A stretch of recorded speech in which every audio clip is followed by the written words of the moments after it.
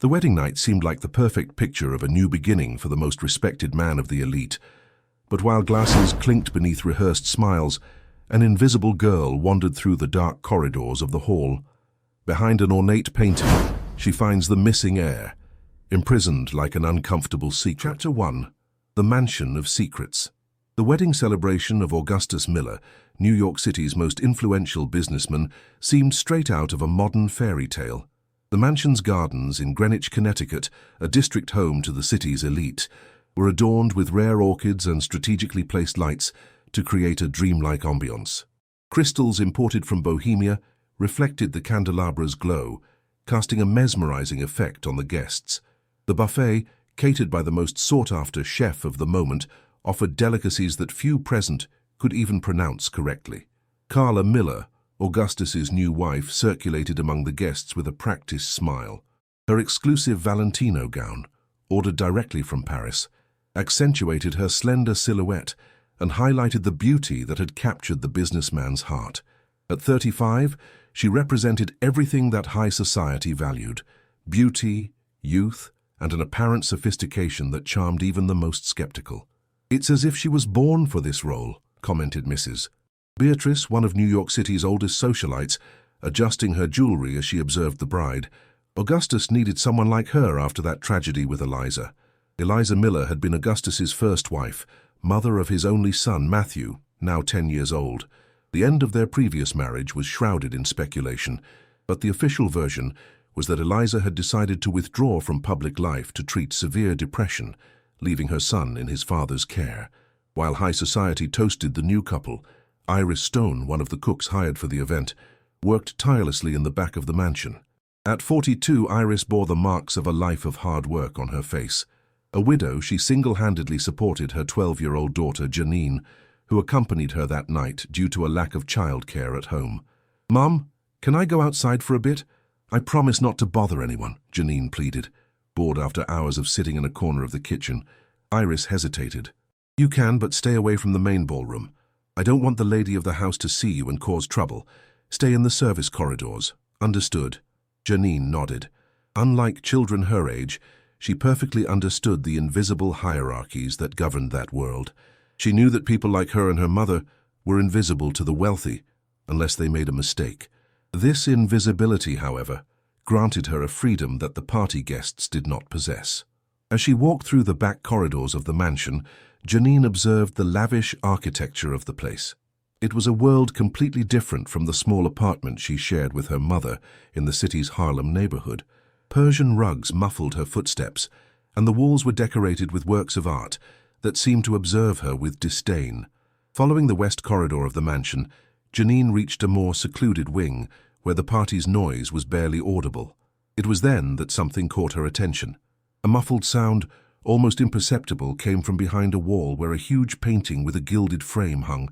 It sounded like suppressed crying, as if someone was trying not to be heard. The girl approached the wall, pressing her ear against the cold surface. The crying continued, faint but laden with anguish. Driven by an instinctive curiosity, Janine examined the painting. It was an oil painting depicting the Miller family's estate in upstate New York, with an exaggeratedly ornate frame that stood out from the rest of the decor. Lightly pushing the side of the frame, Janine realized that the painting moved, as if on a hidden hinge. With greater effort, she managed to reveal a small opening in the wall, a secret passage that led to a cramped, dark space. "Is anyone there?" she called softly, hesitantly. A movement in the darkness answered her question. Squinting to adapt to the lack of light, Janine distinguished a small figure huddled against the wall. It was a boy, pale and visibly debilitated, wearing pajamas that seemed too large for his thin body. "Are you an angel?" the boy asked, his voice hoarse from crying so much. Janine felt a pang in her chest. "No, my name is Janine. Who are you?" "Matthew," he replied, trying to stand but failing. "Matthew Miller." The revelation struck Janine like lightning. Matthew was Augustus's son, the owner of the mansion. According to the comments she had overheard in the kitchen, the boy was traveling with relatives to adapt to the new family. But there he was, hidden in a secret compartment, with clear signs of dehydration and hunger. "What happened? Why are you here?" she asked, stepping into the compartment and kneeling beside him. Matthew trembled, constantly looking towards the entrance as if fearing someone would appear. She brought me here, said it was a game of hide and seek, then locked it and never came back. Who is she? Janine asked, though she already suspected the answer. Aunt Carla, my dad's new wife, he replied, tears streaming down his dirty face. It's been a long time. I don't know how many days. She comes sometimes, gives me a little water and bread, says that if I tell anyone, something bad will happen to my dad. Janine felt a chill run down her spine. Here was a child being deliberately mistreated, hidden in his own home, while his father celebrated a wedding with the person responsible for his suffering. The girl knew she needed to act quickly. I'll get my mum, she said, holding Matthew's cold hand. She'll know what to do. Can you wait a little longer? Matthew nodded weakly. I'm scared she'll come back. I'll be right back, I promise, Janine assured him, placing her half-full water bottle beside the boy. Drink this slowly, I'm going to get help. Running through the corridors like never before, Janine returned to the kitchen, where her mother was organizing the desserts that would soon be served. Iris's face transformed as she saw her daughter's terrified expression. What happened, child? She asked, dropping what she was doing immediately. Mom, you need to come with me now, Janine whispered, pulling her by the apron. I found the owner's son hidden in a wall. He's sick. It looks like he hasn't eaten properly in days. Iris frowned, initially thinking her daughter was making up a story. Janine, Mr. Miller's son is traveling. Everyone knows that. No, he's not, Mum.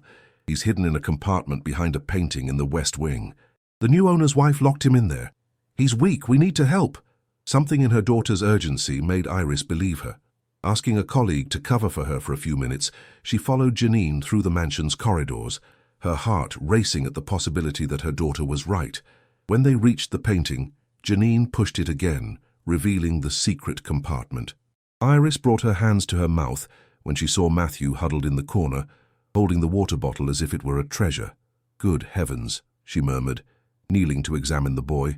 Her years of working as a nursing assistant before becoming a cook gave her the knowledge to assess the situation. He's dehydrated and weak, but not in immediate danger if we act quickly. What are we going to do, Mom? Janine asked, her voice trembling. Iris looked at her daughter with determination. We're going to expose this monstrosity. In the main ballroom, Augustus Miller prepared to give a speech. Beside him, Carla smiled, holding his arm as if he were a newly acquired trophy. The guests applauded enthusiastically, champagne glasses raised in celebration of the couple who represented the ideal of success and happiness. The businessman cleared his throat, adjusting the microphone. Friends, family, it is with immense joy that I welcome all of you on this special evening. Carla has brought light back into my life, and together we will build a new chapter of happiness. I only regret that my son Matthew cannot be present to share this moment, but I know he is being well cared for by my relatives, adapting to the new reality that... His speech was interrupted by a growing murmur at the ballroom entrance. Guests turned their heads, curious to see what was happening. Augustus squinted, trying to understand the commotion. Iris entered the ballroom with firm steps, her face bearing a dignity that made even the richest and most powerful step aside. In her arms, she carried Matthew, fragile as a bird, fallen from its nest. Looks of astonishment and horror multiplied as the cook advanced through the ballroom.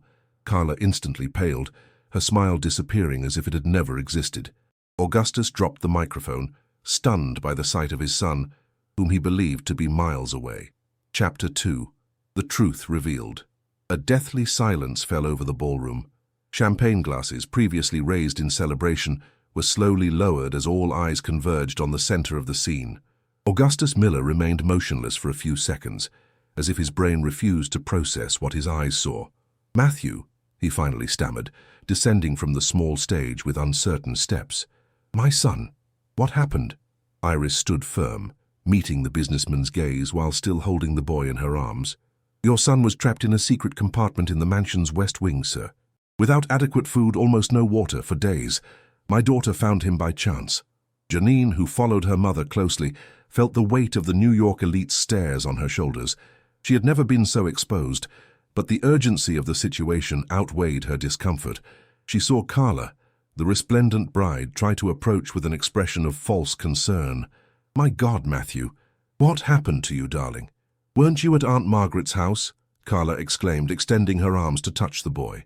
Matthew shrank in Iris's arms, turning his face away. His body trembled, and a whimper escaped his parched lips. Don't let her get me again, please." The boy's words, though weak, were perfectly audible in the tense silence of the ballroom. Augustus looked at his son, and then at his new wife, confusion evident on his face. "What is he talking about, Carla?" he asked, his voice taking on a grave tone that few there had ever witnessed. Carla recoiled a step, nervously adjusting the diamond necklace that adorned her neck. "He's delirious, Augustus. He's clearly not well. He must have run away from Margaret's house and gotten lost. Perhaps he hid somewhere and got trapped by accident." "It wasn't an accident," Janine interjected, stepping forward. The 12-year-old girl, dressed in simple clothes, faced Carla's icy gaze without hesitation. "He told me you took him to the hiding place, said it was a game, and then locked him in. He said you came back occasionally to give him a little water and bread." A murmur of horror swept through the ballroom. Mrs. Beatrice brought her hand to her chest, while other guests exchanged incredulous glances. Augustus approached Iris, extending his arms to take his son. "Give me my son," he pleaded, his voice choked. "Please." Iris hesitated for a moment, as if evaluating whether the father deserved to receive the boy, but eventually transferred Matthew into Augustus's arms. The businessman embraced his son gently, as if fearing he might break. "Daddy, she wanted me to disappear," Matthew whispered, weakly clinging to the lapel of his father's suit. "She said I was a problem, or that I reminded her too much of Mommy." Fury grew in the eyes of Augustus Miller, a man accustomed to controlling his emotions in public. He turned to Carla, who was now discreetly moving towards the exit. "Stop her," he ordered, and 2 event security guards immediately blocked the bride's path. Addressing everyone present, Augustus raised his voice. "I ask you to leave the ballroom now. This party is over. My son needs urgent medical attention." The crowd began to disperse amidst shocked comments and whispered theories. Some tried to stay to watch the drama unfold, but the house staff was already escorting everyone out. Carla, prevented from leaving, remained cornered in a corner, her wedding dress now looking like a grotesque costume in the light of the revelation. "Is Dr. Paul present?" Augustus asked, looking among the guests who were still leaving. A middle-aged man, bald and with thick-rimmed glasses, approached.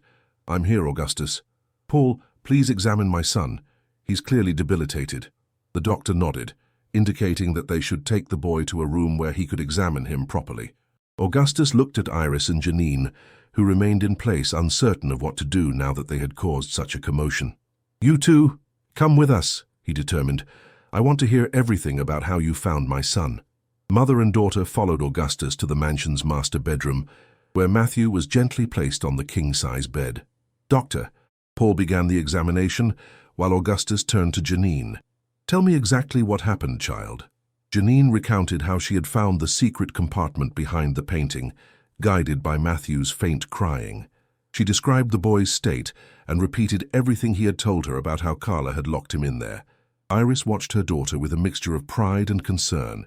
She knew that what they had done was right, but she also understood that they had become involved in a situation that could have unpredictable consequences for their simple lives. "The boy is dehydrated and showing signs of malnutrition," Dr. Paul informed after concluding the initial examination. "He needs intravenous fluids immediately and monitoring overnight.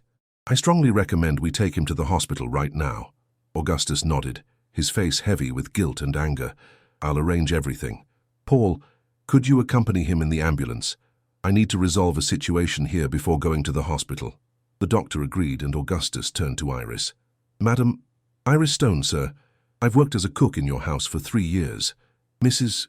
Stone, could you accompany my son to the hospital with Dr. Paul?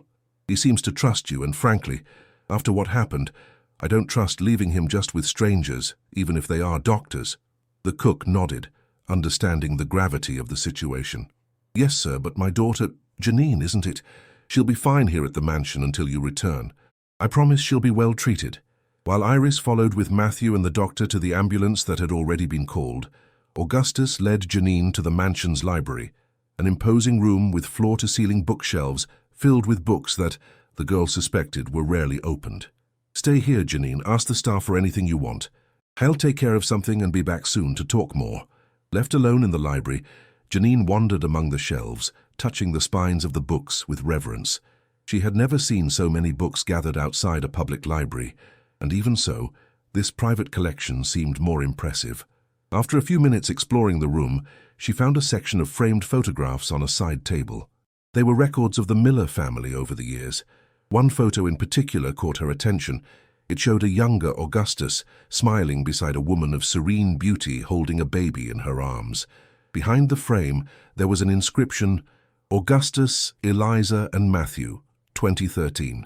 It was the first wife, Matthew's mother, who had supposedly abandoned her son to treat depression. "You found pictures of my mom," a weak voice said from the library doorway. Janine turned, startled, to find Matthew in a wheelchair, pushed by a nurse. Beside him was her mother, Iris, with a confused expression. "Matthew, I thought you had gone to the hospital," the girl exclaimed. "Doctor, Paul managed to get portable equipment for the IV drip and thought it best for him to stay home, at least tonight," Iris explained.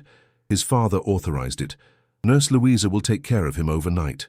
Matthew asked to be brought to Janine. When he got closer, he stretched out his trembling hand to touch the photograph. "I miss her," he murmured. "My dad said she had to leave because she was mentally ill, but I never believed that. My mom loved me very much." Janine felt a knot in her throat. Something about the story didn't make sense. Why would a loving mother abandon her child, especially leaving him with a father seemingly absent enough not to notice that the boy had disappeared for days inside his own home? "Matthew, when was the last time you saw your mum?" she asked carefully. The boy frowned, trying to remember. "It was about a year ago. She was crying a lot in her room. Aunt Carla was already always at our house, even before she married my dad. Mom and she fought a lot." "Fought about what?" "I don't know exactly. I heard Mom say once that she had discovered the truth about Aunt Carla, that she wasn't who she said she was. The next morning, when I woke up, Mom wasn't home anymore. Dad said she had gone to a special clinic far from here for treatment." The conversation was interrupted by Augustus entering the library. He seemed to have aged 10 years in the last few hours. His impeccable suit was rumpled, his tie loose around his neck. "Matthew, you should be resting," he said, approaching his son. "I wanted to see pictures of Mom," the boy replied, still holding the photo frame. Augustus swallowed hard, looking at the image of his first wife. A heavy silence settled, broken only by the soft hum of the IV equipment. "Nurse Louisa, please take Matthew to his room. He needs to rest," he finally requested. When they were alone, Augustus invited Iris and Janine to sit down. "Carla confessed," he announced, his voice filled with bitterness. "She admitted that she planned everything. She trapped my son in that compartment with the intention of permanently getting rid of him. She said Matthew was the last link to my past and that we needed to start a new life without baggage." Iris brought her hands to her mouth, horrified. "And you didn't notice your son's absence all these days?" Augustus lowered his eyes, shame evident in every line of his face. "Carla told me that Matthew had asked to spend some time with my sister-in-law Margaret, Eliza's sister upstate. She even faked video calls saying they were recent recordings of Matthew at the farm. I was so busy with the wedding preparations, with the company. I was an absent, negligent father." "What about the boy's mother?" Janine asked, unable to contain her curiosity. "He said she disappeared after fighting with Carla." Augustus looked at the girl for a long moment, as if assessing how much he could or should reveal. "Eliza would never abandon Matthew voluntarily," he said at last. "She was an exemplary, dedicated mother. But one day she simply disappeared, leaving only a letter saying she needed to withdraw to treat psychological problems." "And you believed that?"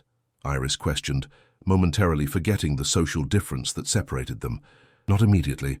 I hired investigators, searched psychiatric hospitals across the country, but eventually, yes, I accepted that she had abandoned us. Now, after what Carla did to Matthew, I'm starting to question everything." The businessman stood up, walking to the window.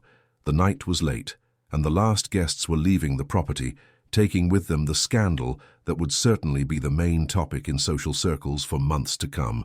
"I need your help," he said, turning to mother and daughter. "Matthew trusts you. He is traumatized and fragile. I would like you to stay close, at least until he fully recovers." Iris hesitated. "Sir, we have our lives, our small apartment in Harlem. I understand, but I can offer better conditions. An apartment in the building I own on the Upper East Side, a salary that allows you, Iris, to dedicate yourself solely to caring for Matthew, and a full scholarship to the best school in New York City for Janine." The offer was tempting, but Iris still seemed reluctant. "And what will happen to your wife?" Augustus's expression hardened.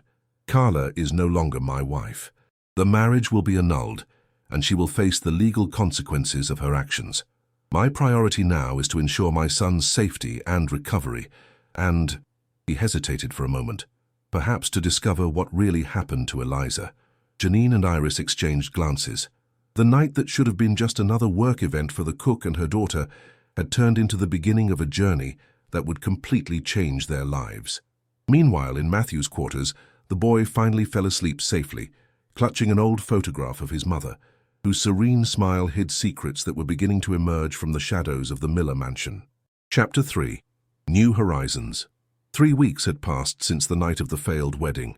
The Miller mansion, once a symbol of ostentation and power, now seemed quieter, almost introspective.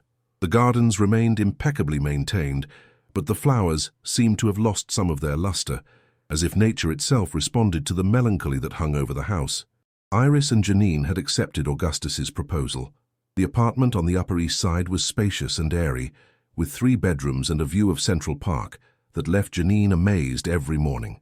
The girl had never lived in such a beautiful place, with new furniture and modern appliances that seemed straight out of television commercials. "I still haven't gotten used to all this luxury," Iris commented, as she prepared breakfast in the kitchen equipped with utensils she could never have bought with her cook's salary. Janine smiled, finishing arranging her materials for her first day at the new school. "It's like we're living a dream, isn't it, Mum? Sometimes I'm afraid to wake up." Iris nodded thoughtfully. "Dream or not, daughter, never forget who you are and where we came from. We are here to help that boy recover, not to be dazzled by what we never had." The phone rang, interrupting the conversation. It was Augustus, announcing that the driver was on his way to pick up Janine for school and take Iris to the mansion, where Matthew awaited her. At Athens College, one of New York City's most prestigious schools, Janine faced her first day with a mixture of excitement and apprehension. Wearing the impeccable uniform Augustus had provided, she felt like an intruder in a world that did not belong to her. The gleaming corridors, laboratories equipped with cutting-edge technology, and the library with more books than she had ever seen contrasted brutally with her old public school in Harlem. "You must be Janine Stone, the new student," said a middle-aged teacher, approaching with a welcoming smile. "I'm Conceição Ferreira, the 8th grade coordinator. Come, I'll introduce you to your class." The classroom was spacious and air-conditioned, with individual desks arranged in a semicircle. 20 pairs of curious eyes turned to Janine as she entered, accompanied by the coordinator. "Class, this is Janine Stone, our new colleague. I hope you will welcome her and help her adapt to our school." Janine walked to an empty desk, feeling the weight of the evaluating glances. She noticed the whispers, the branded clothes of her classmates, the expensive cell phones partially hidden in their backpacks. A girl with blonde hair and green eyes sitting beside her smiled discreetly. "I'm Beatrice, but you can call me B," she whispered. "Don't worry about them. The people here are nice once you get to know them." The first class was history. Professor Raphael, a young man with a neatly trimmed beard and thick-rimmed glasses, discussed the impacts of industrialization in the United States. Janine was surprised to realize that, despite the initial intimidation, she could follow the content. In fact, she had already studied some things in her old school, thanks to a dedicated teacher who compensated for the lack of resources with enthusiasm. When the bell rang announcing the break, B invited Janine to visit the cafeteria.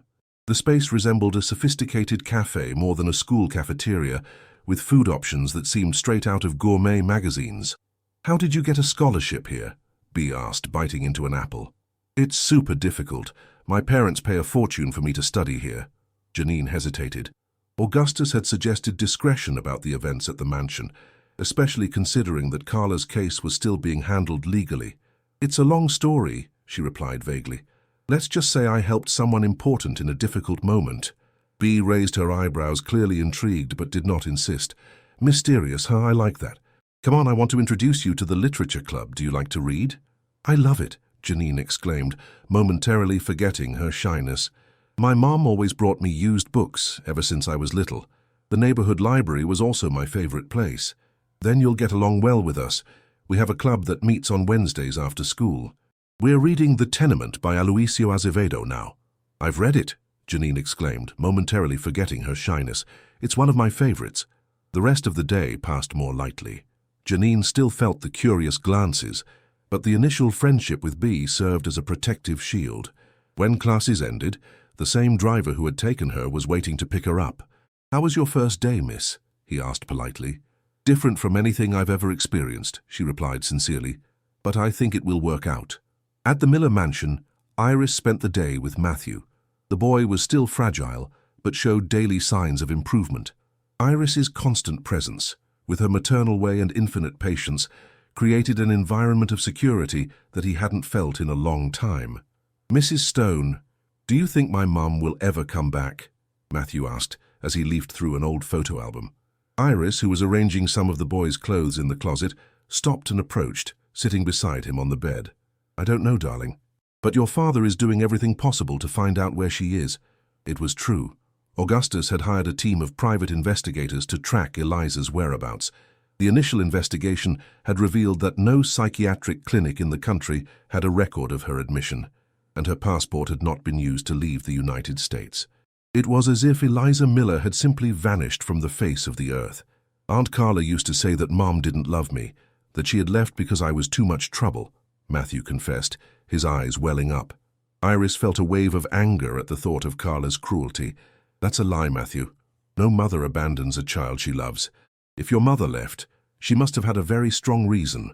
At that moment, Augustus entered the room. He looked tired, but his eyes lit up when he saw his son. In recent days, he had made a visible effort to be more present, arriving earlier from the office and spending entire weekends at home. "How's my champion today?" he asked, sitting on the other side of the bed. "Better, Dad. Mrs. Stone made a very good vegetable soup and I ate it all."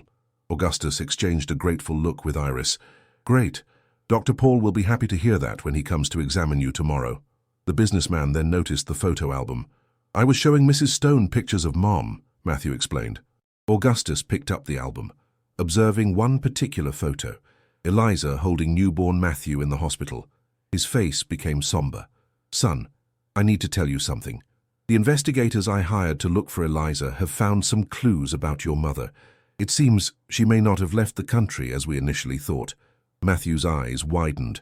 "Does that mean she might be here in the United States? Can we find her?" "It's possible, but I don't want to create false hopes. These are just initial clues." Iris realized that Augustus wanted to talk more about the matter, but not in front of his son. "Matthew, how about we rest a bit now? You need to save energy to keep getting better." After Matthew fell asleep, Iris found Augustus in the office. The room was imposing, with a solid mahogany desk and walls lined with legal and economic books. A photo of Augustus with the former President of the United States held a prominent place behind the desk. "Please sit down," he invited, indicating a leather armchair. "There's something important I need to discuss with you." Iris obeyed, still uncomfortable with the respectful treatment she received from her employer. "You seem worried." "And I am." The investigators found a disturbing detail. In the weeks leading up to Eliza's disappearance, she had made several calls to a lawyer specializing in family law.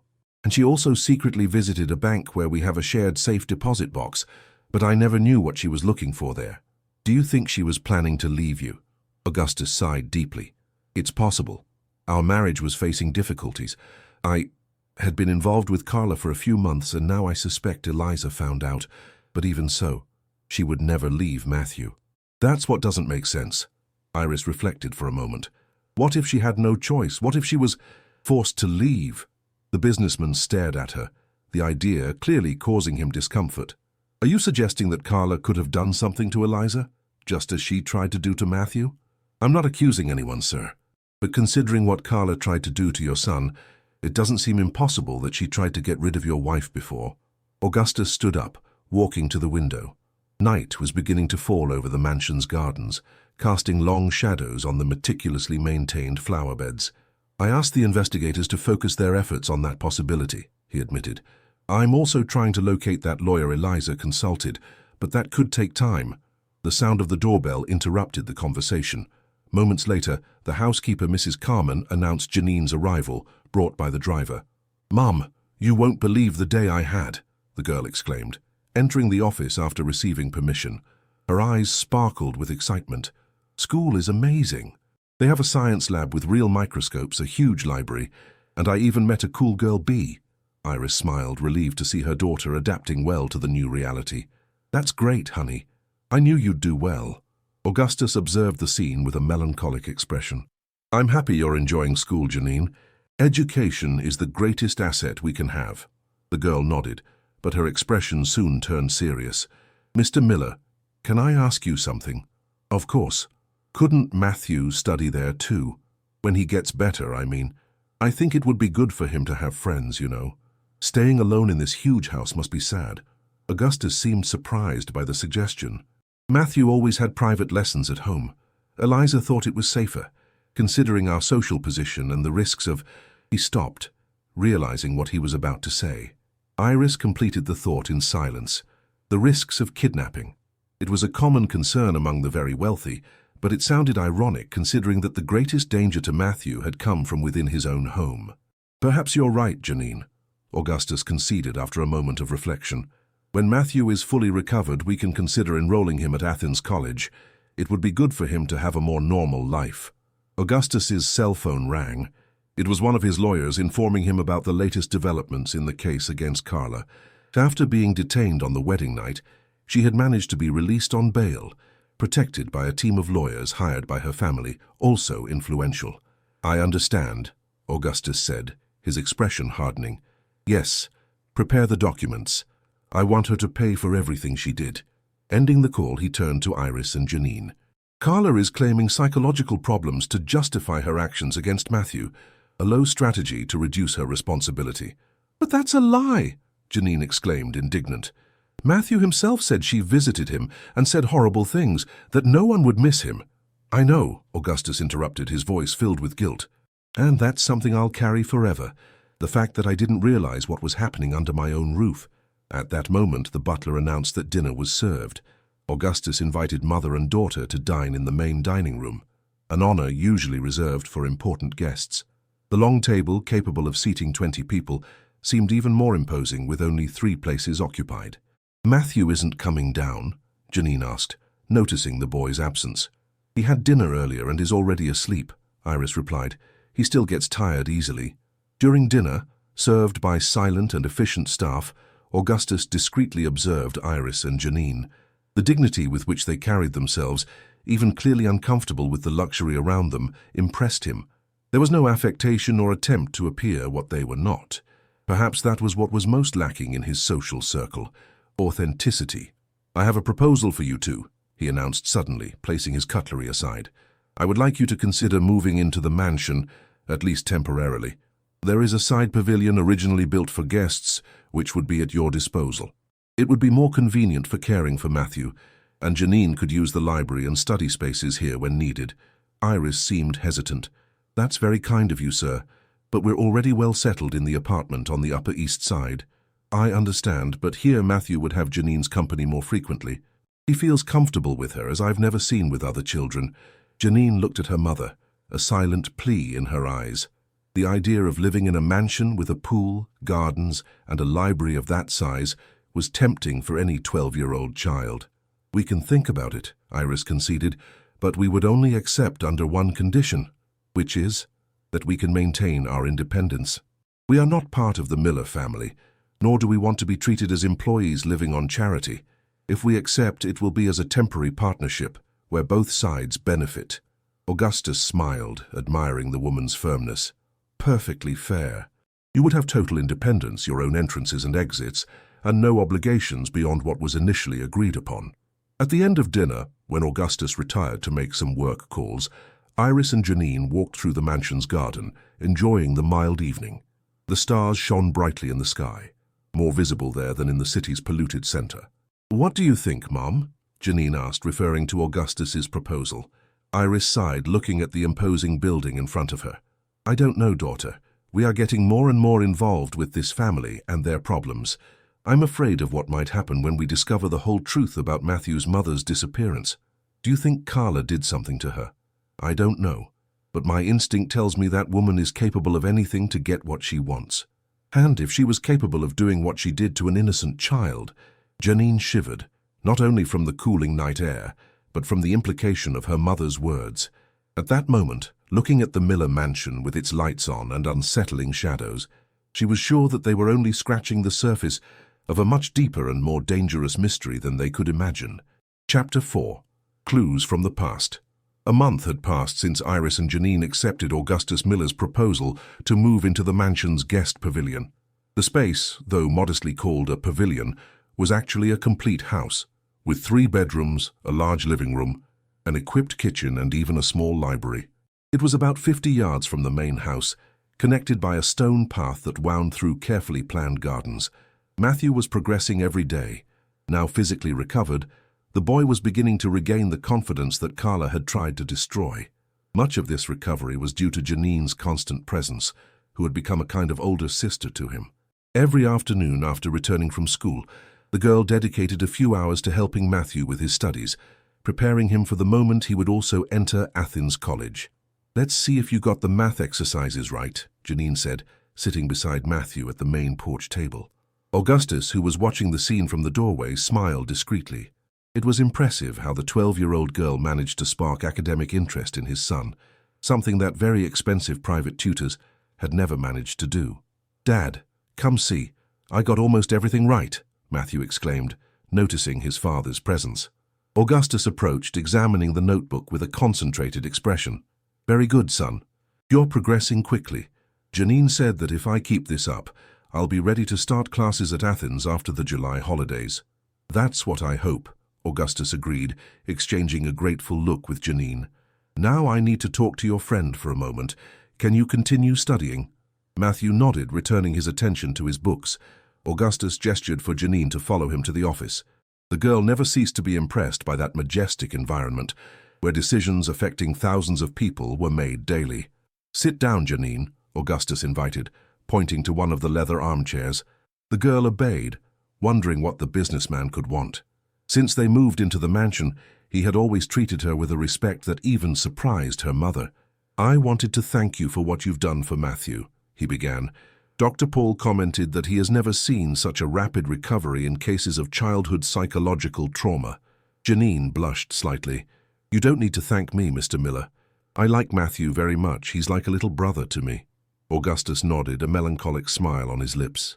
"We always wanted to give Matthew a sibling, but Eliza had complications during childbirth and couldn't have any more children." A brief silence settled, filled with unshared memories. Augustus broke it, adjusting in his chair. "Actually, I called you here for another reason.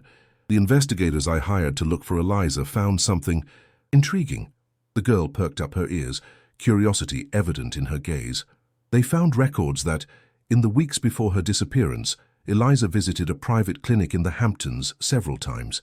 It wasn't a psychiatric clinic, as Carla led me to believe, but a physical rehabilitation center." Physical rehabilitation? Was Matthew's mother sick? Augustus shook his head negatively. "Apparently not. According to the interviewed staff, she was visiting an inpatient there, a woman named Louisa Parks." The name meant nothing to Janine, but she noticed from Augustus's expression that there was something important there. "Who is this Louisa Parks?" "That's the mystery. No one in my family or Eliza's circle of friends knows a Louisa Parks.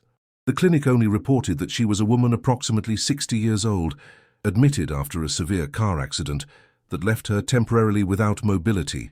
"And what does that have to do with Matthew's mother's disappearance?" Augustus stood up, walking to a side table where there was a bottle of water. He poured 2 glasses, handing one to Janine. "Eliza's last visit to the clinic was exactly 1 day before her disappearance, and the most curious thing, 2 weeks after Eliza vanished, this Louisa Parks also disappeared from the clinic. She simply signed herself out and was never seen again." Janine frowned, trying to connect the dots. "Do you think they ran away together, but why?" "I don't know. The investigators are trying to find out who this Louisa Parks really is, but the name might be false. The documents used for her admission seem authentic, but there are indications that they may have been forged by someone with resources." The girl sipped the water, trying to absorb the new information.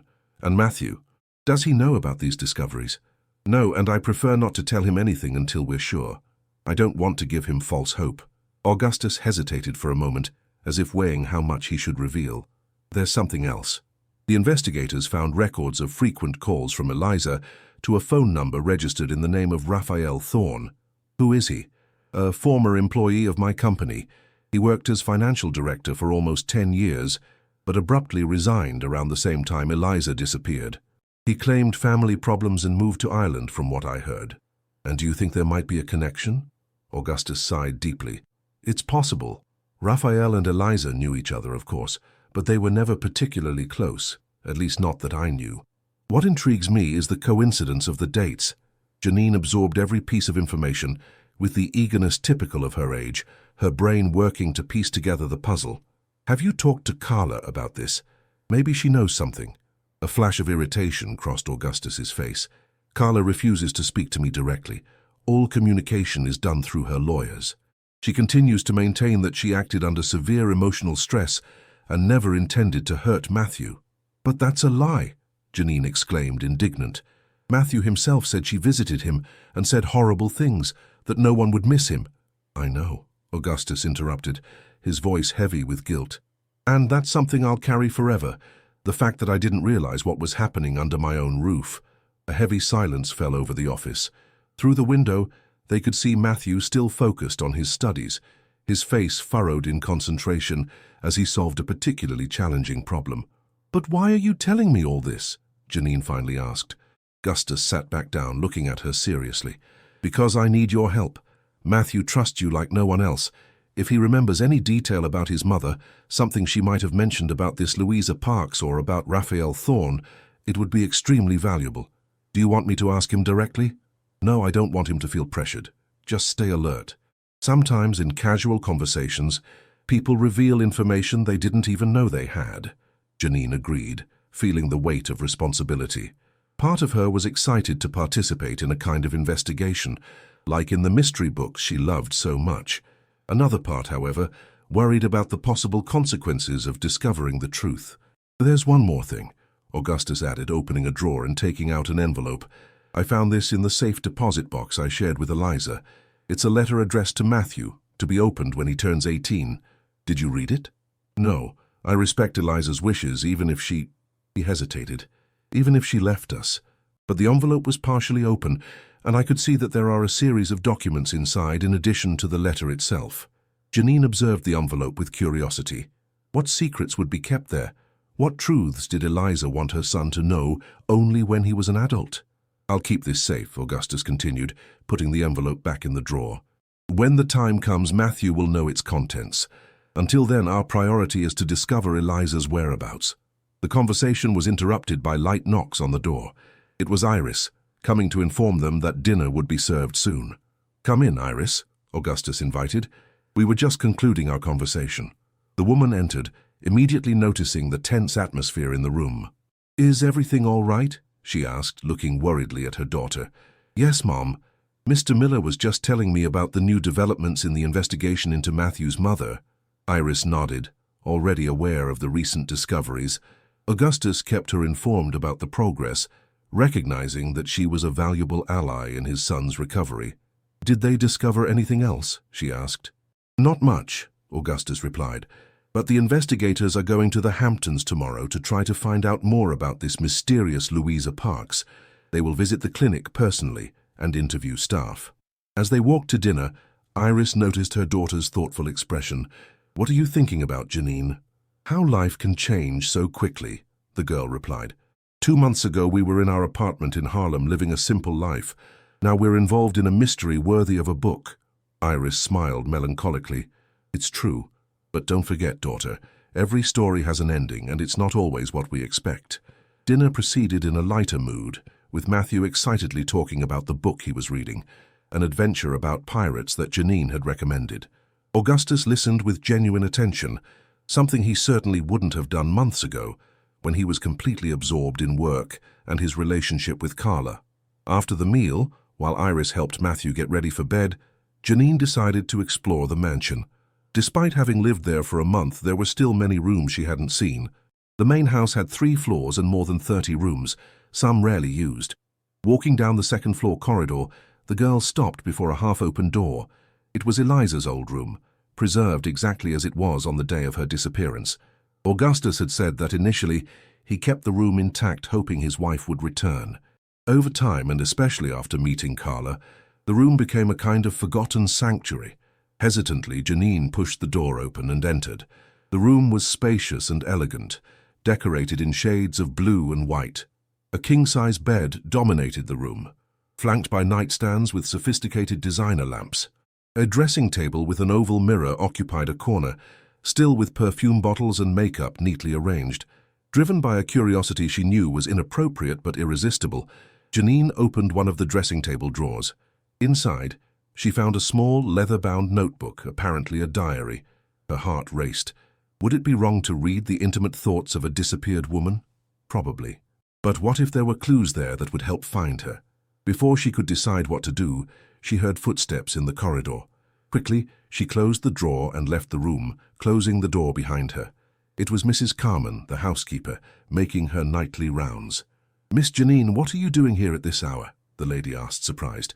"I was just exploring a bit, Mrs. Carmen." "The house is so big that I still get lost sometimes," she replied, trying to sound casual. The housekeeper smiled understandingly. "I see. This house has many secrets, some that even Mr. Miller doesn't know." The phrase, spoken almost casually, immediately piqued Janine's interest. "What kind of secrets?" Mrs. Carmen seemed to regret the comment. "Oh, nothing important, dear. Just peculiarities of an old house. Now you'd better go back to the pavilion. Your mother must be looking for you." Janine nodded, but as she walked beside the housekeeper towards the stairs, she couldn't help but insist. "You knew Mrs. Eliza, didn't you?" "Yes, I've worked for the family since before little Matthew was born." "And what was she like? Matthew's mother, I mean." Mrs. Carmen hesitated, as if carefully choosing her words. "Mrs. Eliza was complex, extremely intelligent and kind, but also reserved. She kept a certain distance, even from those closest to her." "And did she and Mr. Miller get along well?" The housekeeper cast an evaluating glance at the girl. "For someone so young, you ask very adult questions, Janine. Sorry, I didn't mean to be intrusive." "No, it's not that, it just surprises me." Mrs. Carmen sighed, stopping at the top of the stairs. "Mr. Miller and Mrs. Eliza had a complicated marriage. There was a lot of love, especially at first, but also many secrets. And secrets, my dear, are like poisonous plants. The more they grow, the harder it becomes to eliminate them." "Do you think she left of her own free will?" The housekeeper's eyes narrowed slightly. "Why do you ask that?" Janine shrugged, trying to appear disinterested. "I'm just curious. Matthew misses her a lot, and she doesn't seem like the kind of mother who would abandon her son." "No, she doesn't," Mrs. Carmen agreed, resuming her descent down the stairs. "Mrs. Eliza loved that boy more than anything in the world. If she left, she must have had a very, very strong reason." Reaching the entrance hall, the housekeeper bid Janine farewell, who headed for the pavilion where she lived with her mother. The night was pleasant, with a gentle breeze rustling the treetops in the garden. In the distance, the lights of New York City formed a luminous carpet, constantly reminding her of the frantic city that continued to exist beyond the mansion walls. Upon entering the pavilion, she found Iris on the small porch, enjoying a cup of tea before bed, a habit she had maintained as long as Janine could remember. "Where have you been, daughter?" she asked, indicating the chair next to her for Janine to sit. "Exploring the mansion," she replied honestly. After a moment of hesitation, she decided to share her discoveries. "Mum, Mr. Miller told me about the investigations. They discovered that Matthew's mother regularly visited a woman named Louisa Parks at a clinic in the Hamptons." Iris raised her eyebrows, surprised. "He told you that? Why?" "I think he hopes I can discover more things through Matthew without pressuring him directly." I see." Iris took a sip of tea thoughtfully. "And what else did they discover?" Janine recounted the rest of the conversation, including the information about the former financial director who had moved to Ireland around the same time as Eliza's disappearance. She also mentioned the letter kept in the safe deposit box, addressed to Matthew for when he turned 18. "And now I met Mrs. Carmen, who said their marriage was complicated and full of secrets," she concluded. Iris looked at her daughter with an expression difficult to decipher. "Janine, I'm worried about the direction things are taking. We came to help Matthew recover, but it seems we're getting more and more involved in matters that don't concern us." "But Mom, what if we can help find Matthew's mom? Imagine how happy he would be. And what if we discover something that shouldn't be discovered? Not all truths bring happiness, daughter." Janine reflected on her mother's words. It was true that they were getting involved in complex affairs of a powerful family, with ramifications they couldn't even imagine. But something within her, perhaps the same instinct that led her to discover Matthew in that secret compartment, told her they couldn't simply ignore the mystery. "I'll be careful, I promise," she finally said. but I can't pretend I don't care. Matthew deserves to know the truth about his mother, whatever it may be. Iris sighed, recognizing the determination in her daughter's eyes, the same she herself possessed when she was younger. Just don't forget, Janine. We're dealing with very powerful people. Mr. Miller has been good to us so far, but we don't know how he would react if he discovered something that could tarnish his reputation or image. Do you think he could be involved in his wife's disappearance? Janine asked, shocked by the insinuation. I'm not accusing anyone, daughter. I'm just saying that in this world people are rarely exactly what they seem to be, and the more money and power involved, the more layers of secrets there can be. Iris's words echoed in Janine's mind as she prepared for bed. Lying in her bed, much more comfortable than her old one in Harlem, the girl looked out the window, seeing the moon partially covered by clouds. Somewhere, perhaps not so far away, was Eliza Miller, Matthew's mother, the disappeared wife, the woman who had left behind a mysterious letter and a son who still cried for her absence. At that moment, Janine made a silent promise to herself. She would help discover the truth, no matter how painful it might be. Chapter 5. Secrets Unearthed. 2 weeks had passed since the conversation with Augustus in his office. Janine was increasingly integrated into Athens College, actively participating in the literature club and even considering joining the theatre group next semester. Her friendship with Beatrice, or Bea as she preferred to be called, grew stronger every day, although the girl still avoided talking about her unusual situation at the Miller mansion. That Friday afternoon, however, Bea insisted on knowing more about her new friend. "You never invited me to your house," she commented, as they walked together after classes. "I only know you live on the Upper East Side, but you haven't even given me the address. Are you hiding something?" Janine hesitated. She didn't like to lie, especially to someone who had welcomed her so well, but she also couldn't simply reveal that she lived in the Miller mansion without giving complex explanations. "It's complicated, Bea. I live with my mom, who works for an important family. We have a discretion agreement."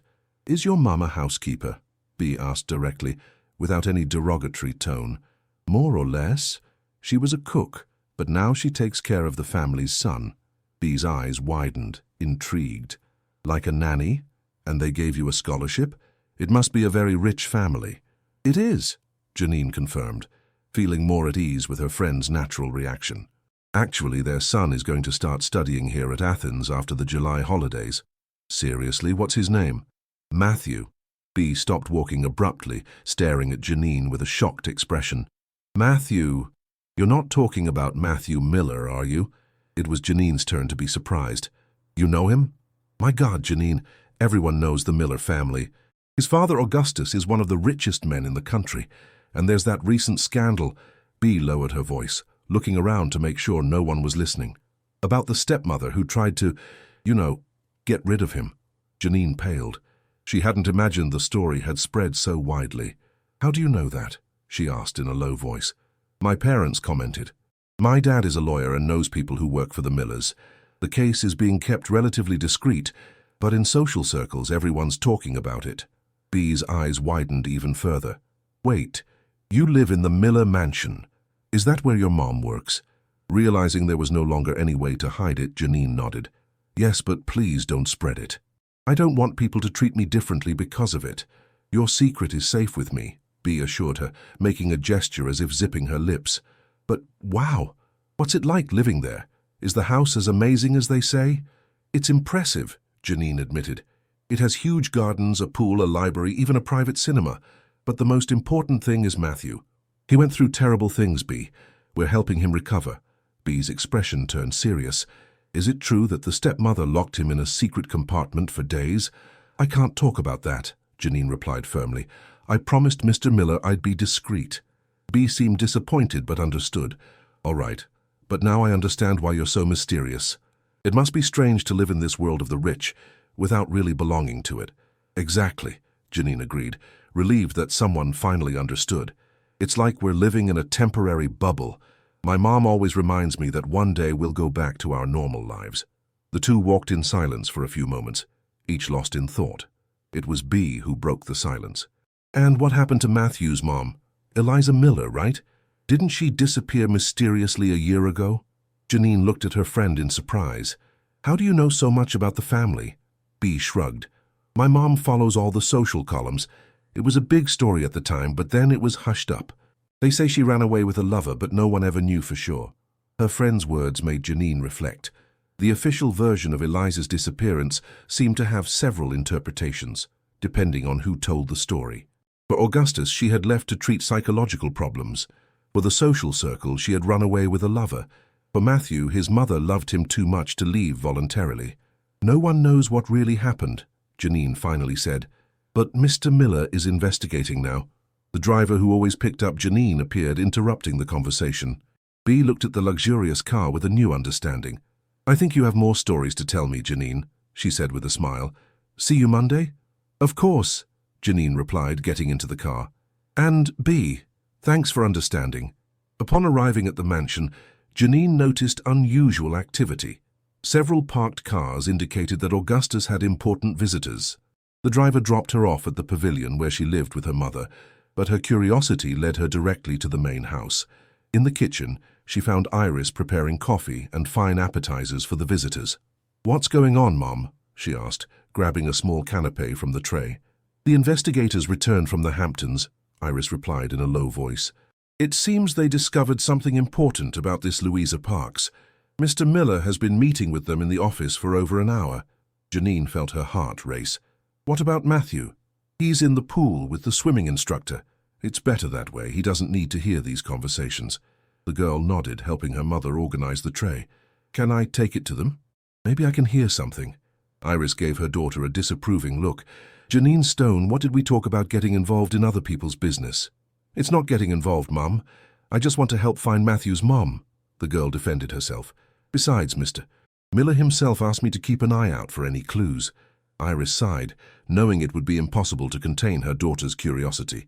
"All right, take the tray, but go in, leave it on the table, and leave immediately. Don't stand listening behind the door." "Understood." "Yes, ma'am," Janine replied, though her eyes said otherwise. With the tray in her hands, she walked to the office. The door was ajar, and male voices discussed intensely. She knocked lightly and, after hearing Augustus's permission, entered. The office was filled with cigar smoke. 3 men in suits, appearing to be between 40 and 50 years old, sat before Augustus's desk. A 4th younger man stood near the window, holding a folder. "Ah, the coffee," Augustus said, looking tense. "Thank you, Janine. You can leave it on the side table." The girl obeyed, moving slowly as she tried to catch something from the conversation. One of the men, bald and with thin-rimmed glasses, was leafing through some photographs. "As I was saying, Mr. Miller, the evidence is conclusive. The patient, Louisa Parks, used fake documents but extremely well produced. The digital signature of the doctor responsible for the admission was also forged." "What about the physical description?" Augustus asked, lighting a cigarette with slightly trembling hands. "According to the staff, she was a woman approximately 60 years old, grey-haired, needing a wheelchair due to multiple leg fractures. She wore dark glasses most of the time, claiming light sensitivity after the supposed accident." Janine pretended to arrange the cups, absorbing every word. "And there are no photographs?" Augustus questioned. "Unfortunately not," replied the younger man by the window. "The clinic has security cameras, but the files are erased after 90 days. More than 12 months have already passed." "Janine," Augustus called suddenly, making her freeze in place. "You can go now, thank you." "Yes, sir," she replied, heading quickly for the door. As she left, however, she couldn't resist the temptation to stay close, hidden behind a large ornamental plant in the corridor. From there, she could hear the conversation continuing. "The most intriguing thing, Mr. Miller, is what we discovered about the finances," a voice Janine couldn't identify said. "Louisa Parks's admission was paid for by an offshore company based in the Cayman Islands, a complex structure of transfers that, surprisingly, is linked to your own company." "What do you mean?" Augustus's voice sounded alarmed. "The initial transfers came from a secondary corporate account of Miller Holdings, an account that, according to our survey, was managed by Mr. Raphael Thorne, your former financial director." A heavy silence followed, broken only by the sound of ice clinking in a glass, probably Augustus pouring himself whiskey. "Are you telling me that Raphael diverted money from my company to finance the admission of this mysterious woman my wife regularly visited?" "Exactly. And there's more. We found records of similar transfers to an account in Ireland, initiated 2 weeks after Mrs. Eliza's disappearance." Janine covered her mouth to stifle an exclamation of surprise. The pieces were starting to fit together, forming a disturbing picture. Augustus, we need to seriously consider the possibility that your wife and Raphael planned all this together, a new, deeper voice said. Perhaps the lover story isn't just a rumor. No, that's absurd, Augustus retorted firmly. Eliza would never abandon Matthew. And as for Raphael, he was practically a brother to me. We worked together for a decade. People change, they betray, the voice insisted. And we also have to consider the involvement of this Louisa Parks. Who is she, really? Why so many secrets? Did you get any clues about where she went after leaving the clinic? Unfortunately not. She left in a taxi, according to the receptionist, but we have no way to track the destination. We are checking flight and bus records from that period, but without a real identity, it's like looking for a needle in a haystack. Janine heard the sound of footsteps approaching the door and quickly moved away, running silently down the corridor until she turned the corner. From there, she watched the four men leave the office, followed by Augustus with a devastated expression. After making sure everyone had left, the girl discreetly returned to pick up the tray in the office. She found Augustus alone, standing by the window, looking out at the garden with slumped shoulders. "Excuse me, Mr. Miller," she called softly. "I came to get the tray." The businessman turned, and Janine noticed his eyes were red, as if he had held back tears. "Ah, yes, of course. Thank you, Janine." As she collected the cups, the girl gathered courage. "Mr. Miller, is everything all right? You look sad." Augustus attempted a smile that didn't reach his eyes. "Just tired, little one." "Adult matters, business complications." Janine hesitated, debating internally whether she should reveal that she had overheard the conversation. She decided on a more cautious approach. "Did the investigators discover anything about Matthew's mother?" Augustus looked at her for a long moment, as if assessing how much he could share. "Yes, some clues. But we are still far from understanding what really happened. Matthew asked about her this morning," Janine commented, risking a little more. "He said he's been dreaming about her recently." This captured Augustus's attention. "Dreaming? Did he mention anything specific?" "He said that in the dream, his mother was in a place with many trees, saying that one day she would come to get him. And there was an old lady with white hair with her." Augustus approached, suddenly alert. "An old lady with white hair? He mentioned that detail." Janine nodded, realizing she had touched on something important. "Yes, he said she was an old lady who wore dark glasses, even though she was in the shade." The businessman ran a hand over his face, clearly disturbed. "Janine, Matthew never knew Louisa Parks, at least not that I know of. How could he dream of a woman who perfectly fits her description?" "Maybe it's not just a dream," Janine suggested. "Maybe it's a memory. Matthew might have seen this woman at some point, even without you knowing." "Perhaps," Augustus murmured, more to himself than to her. "Or perhaps Eliza showed him photographs. But why? Who is this woman, after all?" The question hung in the air, unanswered. Janine finished collecting the tray in silence, feeling the weight of the deepening mystery. "Janine," Augustus called when she was already at the door. "Thank you for telling me about Matthew's dream. Any other detail he mentions, however small it may seem, could be important. You have been a blessing to this house." The sincerity in the businessman's words moved her. Despite all the doubts and mysteries, Janine genuinely believed that Augustus loved his son and wanted to discover the truth about his wife's disappearance. Upon leaving the office, she decided to look for Matthew. She found him in the TV room watching a documentary about marine animals, his hair still damp from swimming. "Hey, champ," she greeted, sitting beside him on the large sofa. "How was your swimming lesson?" "Great. The teacher said I'm almost ready to swim without the kickboard," he replied animatedly. Then, lowering his voice, "Janine, can I tell you a secret?" "Of course," she replied, already imagining it might be something related to the dreams about his mother he had mentioned to Augustus. Matthew looked around, making sure they were alone. "I found something in my mom's room yesterday." Janine felt a shiver run down her spine. "What did you find?"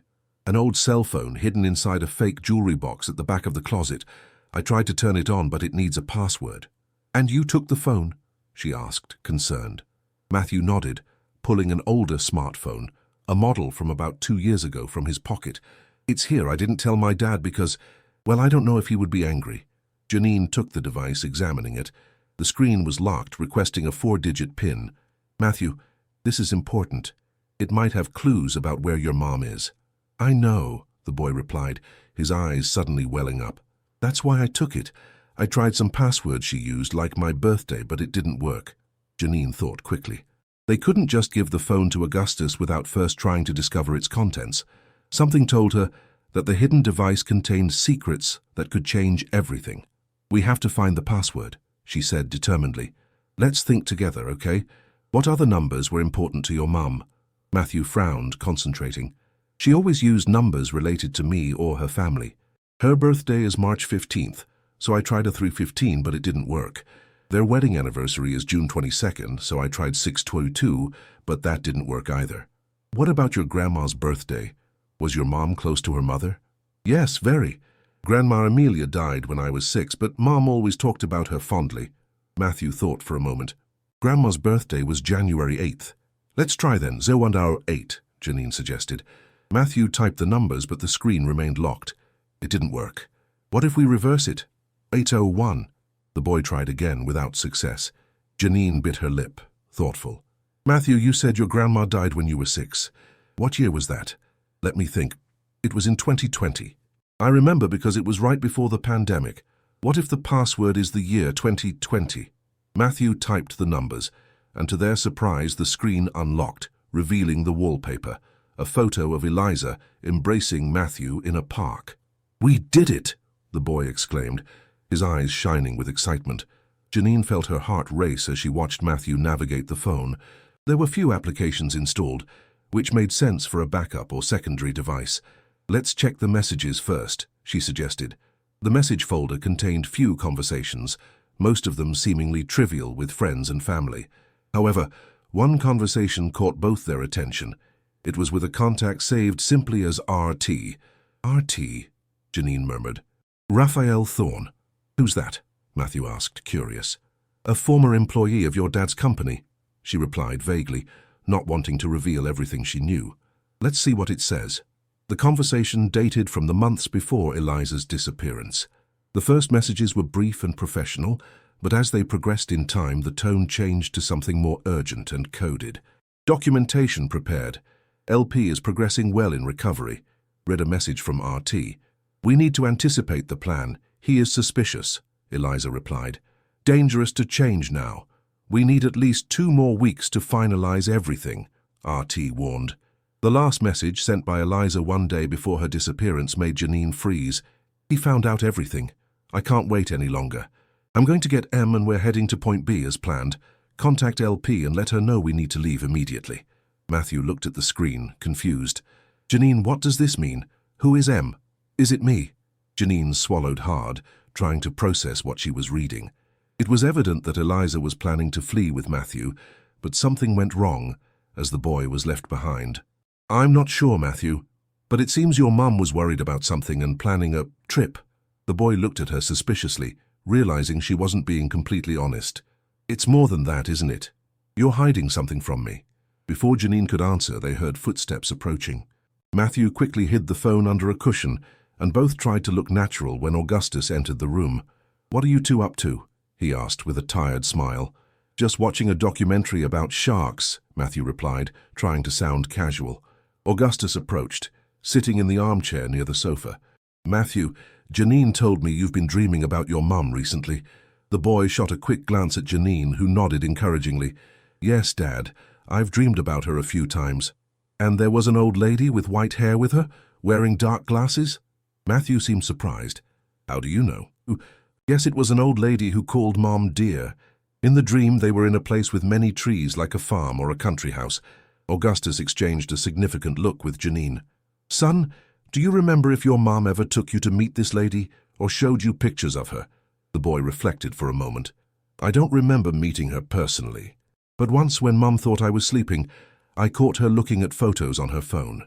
It was this lady in a wheelchair, in a place that looked like a hospital. The revelation confirmed that Matthew had seen Louisa Parks, even if only in photographs. The question remained, who was this woman and what was her relationship with Eliza? Matthew, Augustus continued, choosing his words carefully, in the last few days before your mother left home, did you notice anything different about her behavior? Did she seem nervous, scared? Yes, the boy replied promptly. She cried a lot when she thought no one was watching. And one night, I woke up and found her putting some of my clothes in a suitcase. When I asked what she was doing, she said we were planning a surprise, a special trip, just for the two of us. Augustus visibly paled. A trip? Did she mention where? No. She just said it was a beautiful place, with lots of greenery, where we would be safe. The implications of that conversation were clear. Eliza was planning to flee with only her son, leaving Augustus behind. The businessman seemed devastated by the confirmation of something he perhaps already suspected. "Thank you for telling me, son," he finally said, standing up. "I'll let you two continue watching the documentary." When Augustus left, Janine and Matthew exchanged tense glances. The cell phone was still hidden under the cushion, containing more secrets that could help unravel the mystery. "Janine," Matthew whispered, "I think my mom didn't abandon me. I think something happened, something that prevented her from taking me with her on that trip." Janine nodded slowly. "I think so too, Matthew.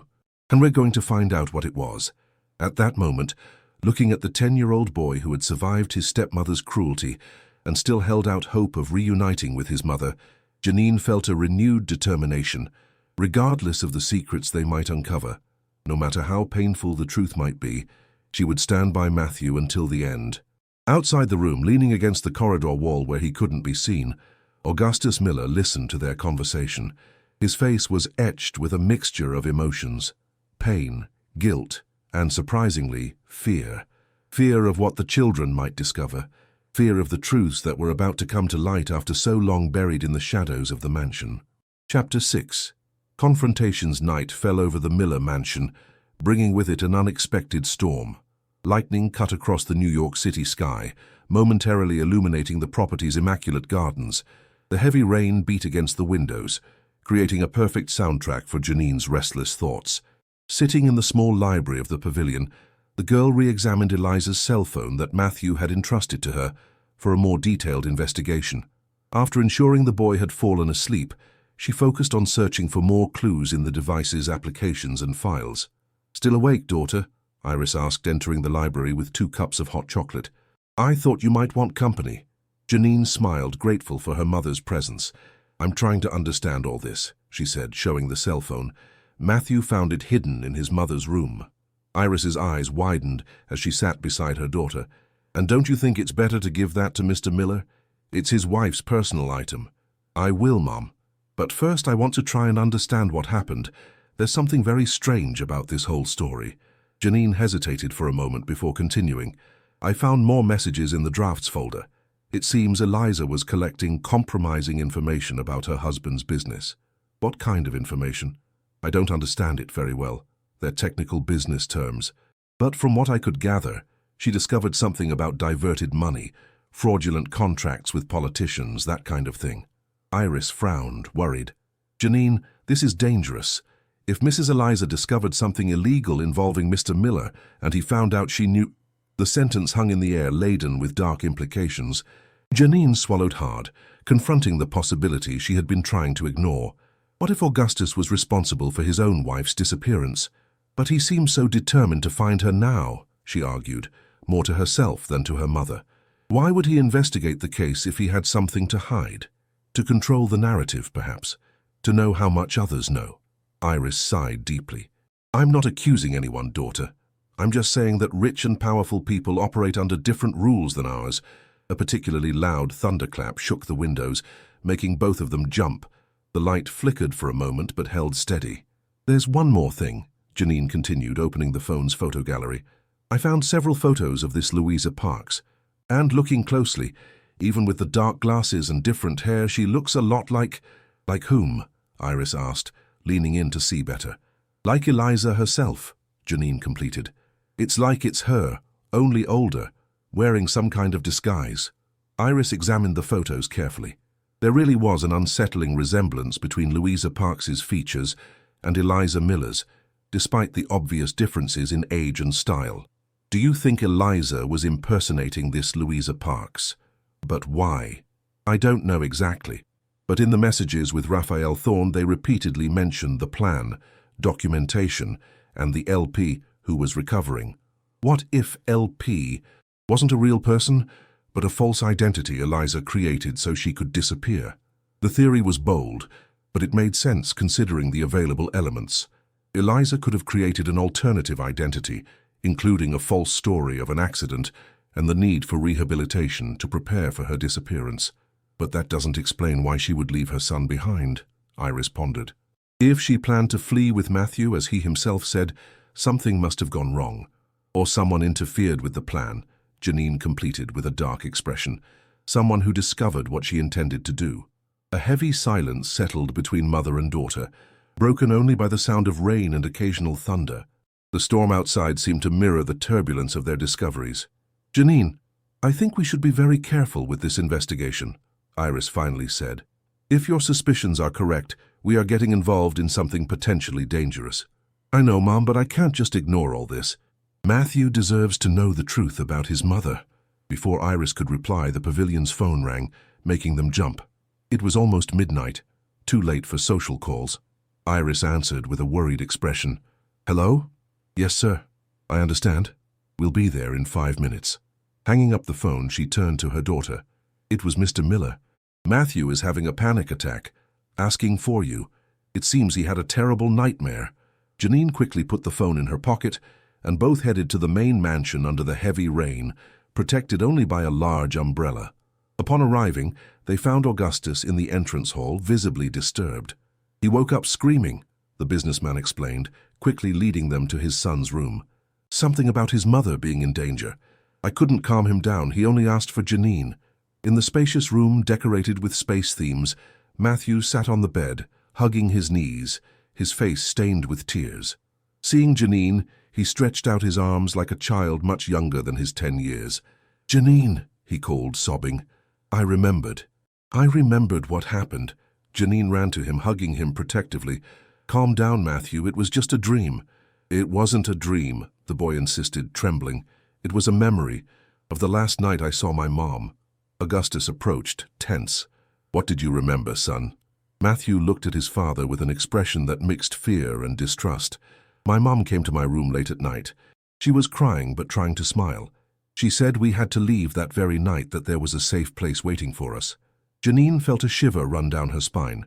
The narrative confirmed what they had discovered in the phone messages. "She helped me put some clothes in a small backpack," Matthew continued. "She said not to make any noise, that it was a secret adventure.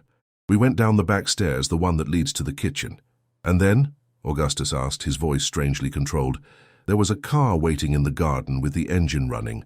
Mom was taking me there when—" Matthew stopped, tears returning strongly. "When Aunt Carla appeared. She wasn't living here yet, but she had a key. She and Mom started arguing, shouting at each other." Augustus visibly paled. "Carla was here that night, are you sure about that?" "Yes," Matthew affirmed vehemently. "She said she knew everything that she had told you, Dad. Mom became desperate. She told me to run to the car, but Carla grabbed my arm. She hurt me." The revelation hit everyone like a punch. Iris, watching from the doorway, exchanged a significant look with her daughter.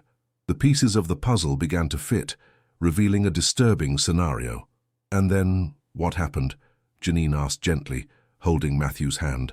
"I don't remember exactly," the boy admitted. "There was another person there too, a man. He and Mom talked as if they were friends. Everything became confused. I remember Mom shouting for him to take me, that she would sort things out with Aunt Carla. The man tried to grab me, but Aunt Carla started screaming that she would call the police." Augustus sat heavily on the edge of the bed, running a hand over his face in a gesture of profound weariness. "And this man, do you remember what he looked like?" Matthew frowned, struggling to remember. "Tall, dark hair, and I think he wore glasses. He called Mum Liza." "Raphael," Augustus murmured, almost inaudibly. "What happened after that?" Janine insisted, feeling they were close to a crucial revelation. "I was scared. I started crying. Mom hugged me, said everything would be all right, that she would come back for me as soon as it was safe. She made me promise to be strong." Matthew wiped away his tears with the back of his hands. "The man and Mom got into the car and drove away. Aunt Carla took me back to my room, said my mom had abandoned me, that she would never come back." "And the next day?" Augustus asked, his voice hoarse. "The next day you told me Mom had gone to a clinic for treatment because of depression. And a few weeks later, Aunt Carla moved in here." A heavy silence fell over the room, broken only by the sound of rain still falling outside. Matthew's revelation had enormous implications. Eliza had not abandoned her son voluntarily, but had been forced to leave without him after being discovered by Carla. "Augustus," Iris called, finally breaking the silence. "I think Matthew needs to rest now." It was a very strong, very emotional memory. The businessman nodded, but seemed lost in his own thoughts. "Yes, of course. Janine, would you mind staying with him until he falls asleep again?" "Of course not," the girl replied, already settling beside Matthew. "Iris, would you mind accompanying me to my office for a moment? There's something we need to discuss." Mother and daughter exchanged a worried look before Iris followed Augustus out of the room. As soon as they were alone, Matthew turned to Janine. "Did you bring the phone?" he asked softly. Janine nodded, taking the device from her pocket. "I found more things," she whispered. "Your mom discovered something about your dad's business, something illegal. I think that's why she wanted to run away with you." Matthew's eyes widened. "Do you think my dad did something bad to her?" "I don't know," she replied honestly, "but I think your stepmother, Carla, is involved somehow. She appeared exactly on the night your mom was trying to escape with you, and then took her place in this house. And that old lady with white hair, Louisa Parks. I have a theory about that," Janine said, showing him the photos she had found.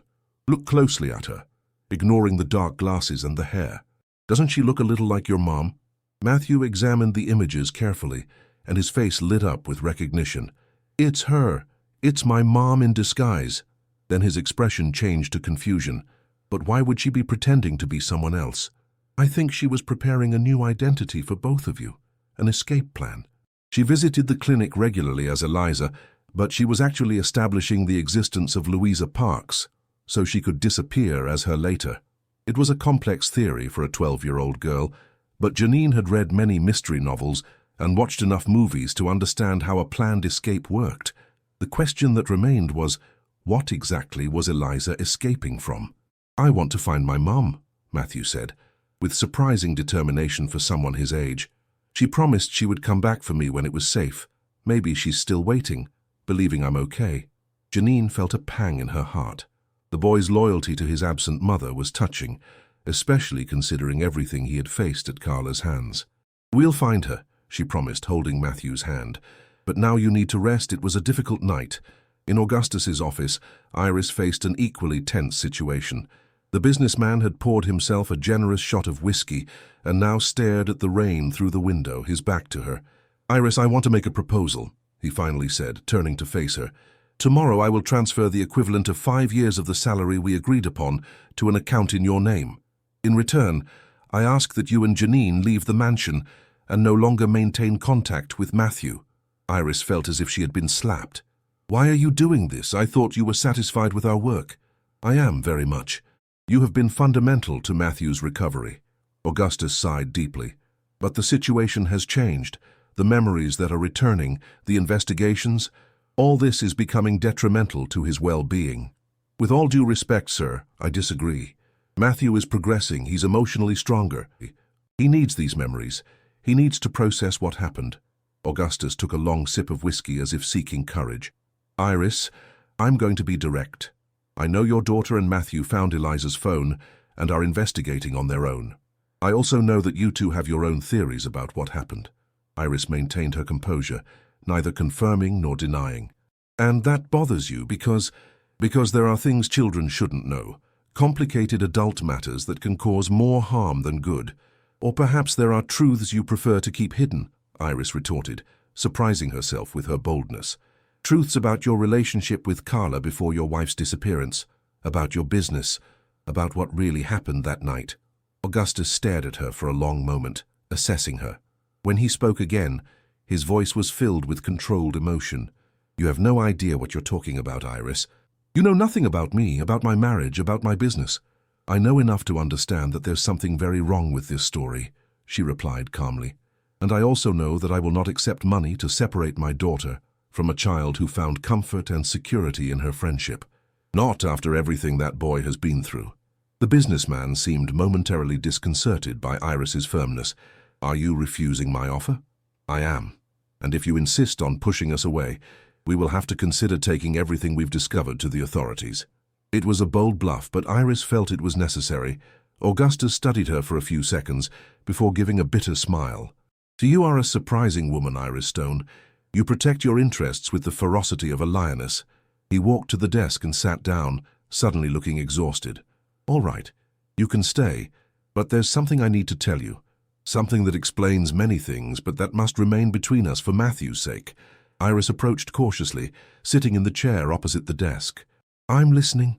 Eliza discovered irregularities in Miller Holdings about a year and a half ago, Augustus began, his voice controlled. Overpriced contracts, bribes, money laundering. A complex scheme that had been going on for years, long before I took over as president. And you knew about this? Not at first. I inherited the company from my father along with his business methods. When I started to suspect, I was already deeply involved.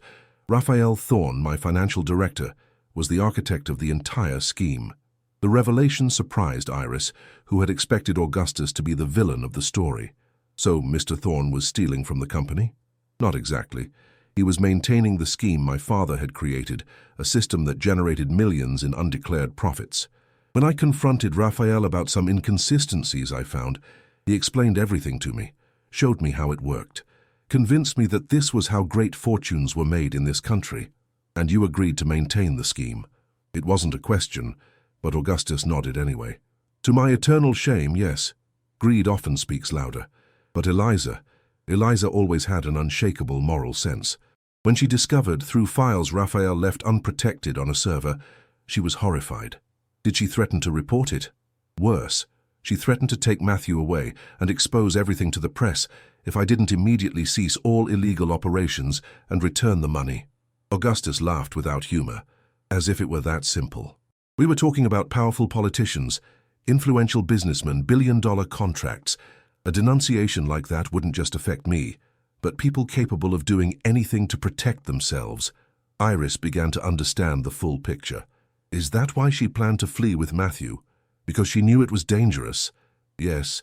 When she realized I wouldn't have the courage to face the consequences, she decided to act on her own. Raphael, surprisingly, sided with her. Perhaps out of guilt, perhaps because he was in love with her, I never knew for sure. And Carla, how does she fit into this story? Augustus's expression darkened. Carla was the girlfriend of one of the politicians involved in the scheme. That's how we met. When she realized I was attracted to her, she saw an opportunity to get closer, to monitor the situation. She knew Eliza had discovered everything and reported her every move. So it was Carla who prevented Eliza from taking Matthew that night. Exactly. She knew about the escape plan and appeared at the right time to stop it, but something went wrong. There was an argument. Eliza and Raphael fled without Matthew. Augustus hesitated, as if carefully choosing his next words. A few days later, the car they were traveling in was found burned after an accident in the Catskill Mountains. Iris felt a chill run down her spine. They didn't survive? Officially, no. The bodies were unrecognizable, identified only by personal belongings and basic DNA tests. Officially? Iris repeated, catching the nuance in Augustus's choice of words. I have reasons to believe that Eliza and Raphael may have faked the accident. Recent investigations uncovered banking activity in Ireland, associated with documents that appear to have Raphael's digital signature in their creation. Augustus opened a drawer and pulled out an envelope.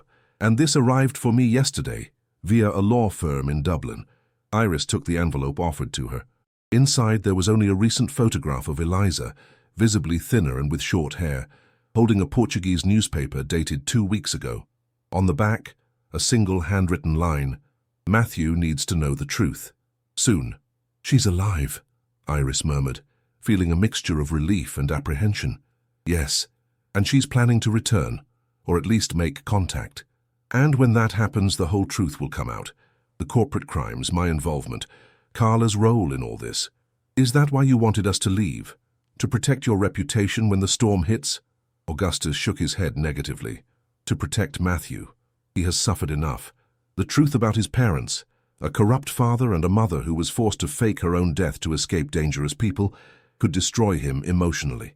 Iris reflected on everything she had heard. The story was complex, full of ambiguous moral nuances. Augustus was not the monster she had begun to imagine, but he was not innocent either. What do you intend to do now? She finally asked. Clean my house, literally and figuratively. I've already started the process of terminating all problematic contracts, even knowing that this will have consequences. I've hired a compliance firm to audit every penny of Miller Holdings. He sighed deeply. And I'm trying to prepare Matthew somehow for his mother's possible return. And Carla? She is facing the charges related to what she did to Matthew. But if Eliza really returns and exposes everything, Carla will face much more serious charges, as will I. Iris stood up, still holding Eliza's photograph. I need to think about all this. It's too much information to process at once. I understand. I only ask that for now you don't share this with Janine or Matthew. I need to find the right way to prepare my son for what's to come. Do you intend to tell him the truth? A version of it, yes. He deserves to know why his mother left, why she left him behind. Augustus seemed truly tormented. But I don't know if I can admit to my own son how much I failed as a human being. Iris observed him for a moment, seeing beyond the powerful businessman's facade, seeing only a frightened man facing the consequences of his choices. Children are often more understanding than we imagine, Mr. Miller, especially when they perceive sincere repentance. Leaving the office, Iris returned to Matthew's room, where she found the boy sleeping peacefully, with Janine sitting in a nearby armchair, watching over his sleep. The scene touched her heart. Two innocent children, involved in a web of adult lies and secrets. Let's go home, daughter, she called softly. Matthew is already sleeping peacefully.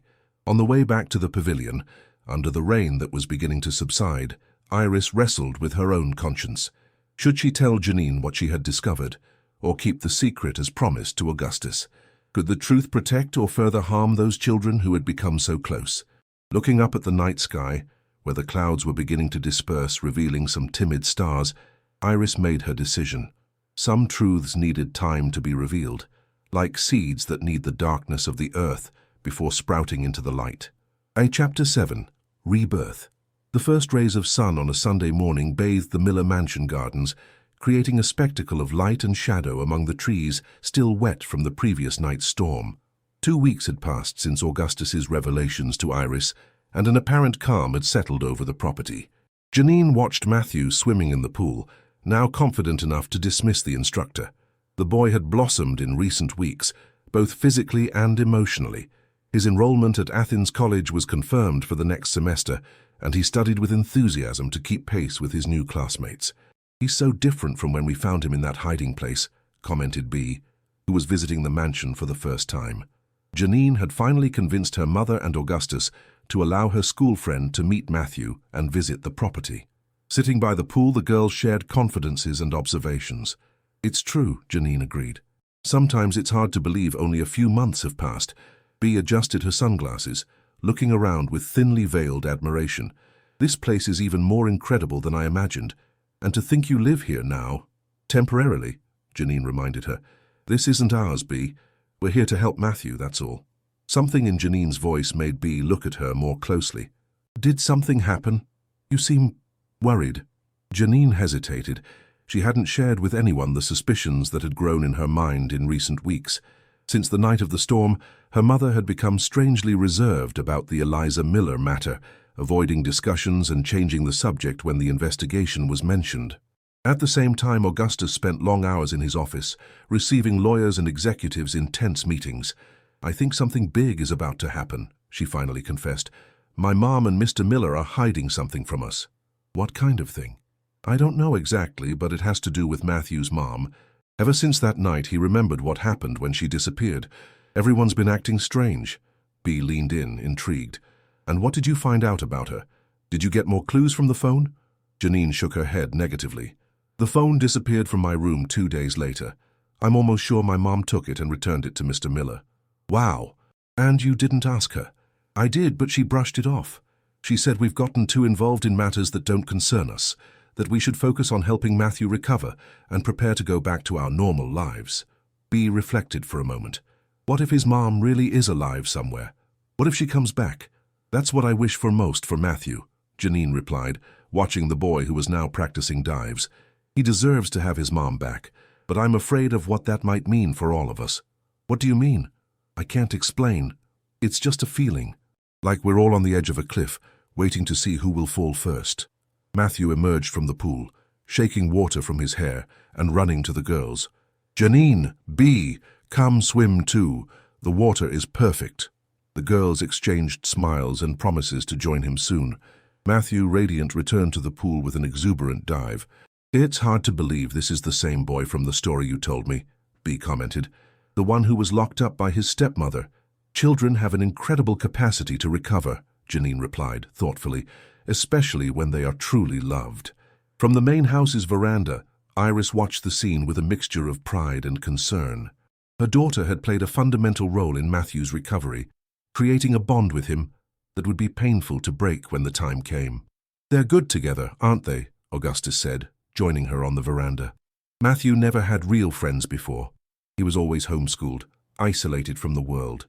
"Was that your choice or Eliza's?" Iris asked, still with some reservation when speaking with the businessman, despite the revelations they had shared. "Mine, mainly," Augustus admitted. "I was afraid of kidnappings, of exposure.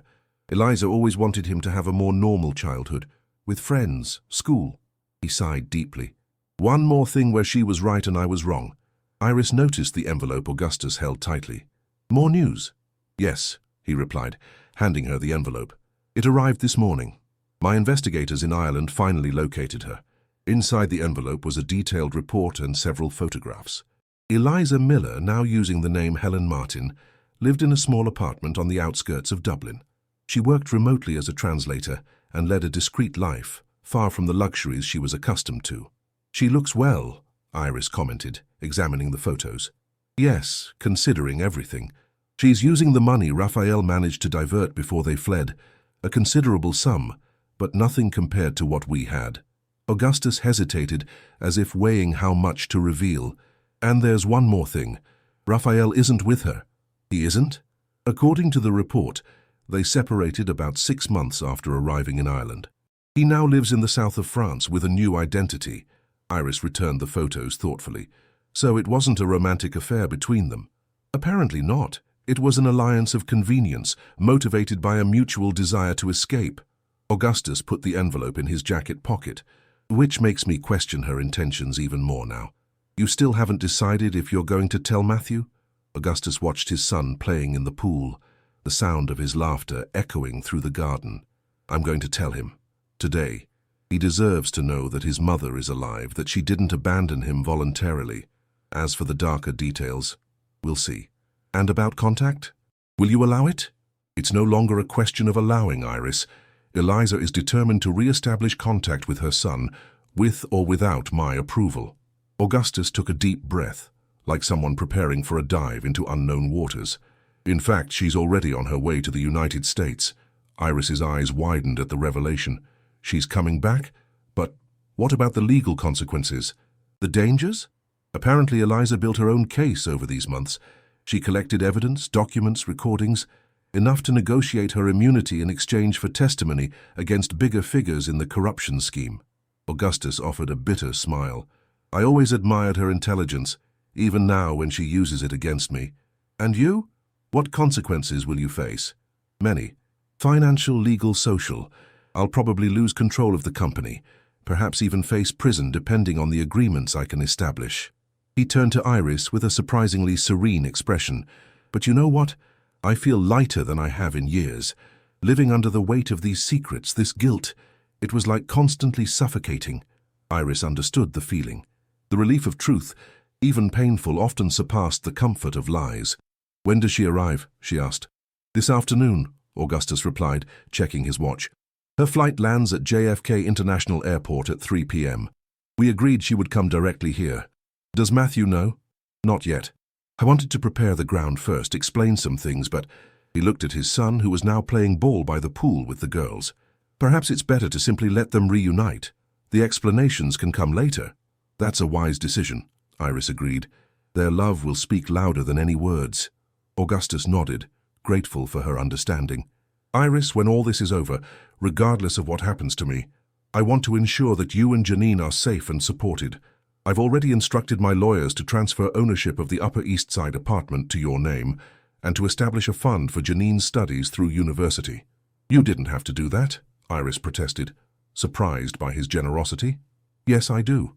You saved my son twice, first from the compartment where Carla trapped him, then from the sadness and trauma that threatened to consume him." Augustus hesitated for a moment. "And you helped me rediscover something I thought I had lost forever, my conscience." The moment was interrupted by the sound of Matthew calling them from the pool. "Dad, Mrs. Stone." Come see the dive I learned. Both smiled, waving in response. Go, Iris said. Enjoy these moments with him. They are precious. While Augustus joined his son at the pool, Iris decided it was time to tell Janine the truth. Her daughter deserved to know what was coming, so she could support Matthew during the approaching transition. She discreetly called her to the pavilion, leaving Bea and Matthew entertained with water games. In the small living room they had made so cozy in recent months, mother and daughter sat down for a frank conversation. Janine, Iris began, I need to tell you something important, something that will change many things around here. The girl's eyes widened with interest. It's about Matthew's mom, isn't it? You found out where she is. Yes, Iris confirmed. In fact, we all did. Mr. Miller knew a few weeks ago, but he was waiting for the right moment to tell. So she's alive? Where? Why did she never come back for Matthew? Iris took a deep breath and told her everything.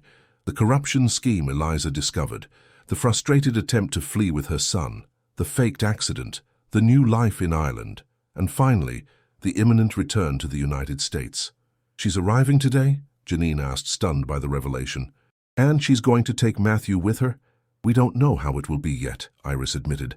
Much will depend on legal negotiations, Mr. Miller's situation. These are complicated adult matters. And us? What will happen to us? Iris held her daughter's hands lovingly. Our mission here is almost complete, daughter. We helped Matthew when he needed it most, but now his mother is returning. He will have the support that truly matters. Janine felt tears forming in the corners of her eyes. So we're leaving? Going back to our old life? Not exactly. Mr. Miller gave us the apartment on the Upper East Side and guaranteed your education through college. Our life will be different, but we will continue our journey. And Matthew, will I never see him again?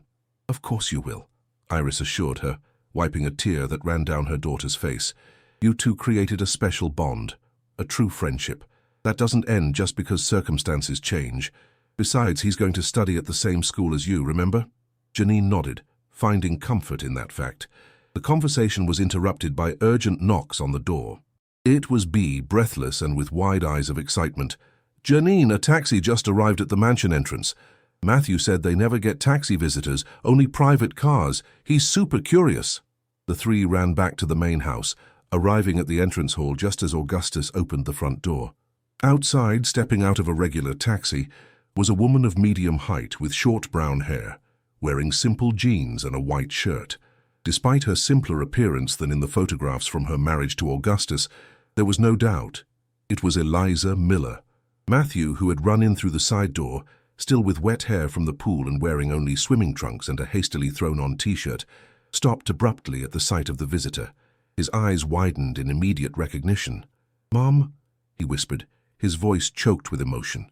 Eliza, who had been talking tensely with Augustus, turned at the sound of her son's voice. Her face lit up with a smile that seemed to contain all the pain and all the hope of the months of separation. "Matthew," she simply replied, opening her arms. The boy didn't hesitate. He ran to her as if there was no one else in the world, throwing himself into her arms with a sob that contained all the suffering, all the longing, all the pent-up love. Eliza hugged him tightly, tears streaming freely down her face as she kissed the top of her son's head and murmured words of love and relief. Janine watched the scene with a lump in her throat, feeling her mother's hand squeeze her shoulder in silent support. Bea beside her also seemed moved by the reunion. Augustus remained at a distance, his face a mask of conflicting emotions. Relief at seeing his son reunited with his mother, tension about what would follow, perhaps even a hint of jealousy at the intensity of the love between the two. When they finally separated, Eliza held her son's face in her hands, studying him as if she wanted to memorize every feature. "You've grown so much," she said, her voice choked. "I'm sorry it took me so long to come back, my love. There were complications." "I knew you'd come back," Matthew replied with unwavering conviction. "I knew you hadn't really abandoned me." Eliza looked over her son's shoulder, noticing for the first time the presence of Janine, Iris, and Bea.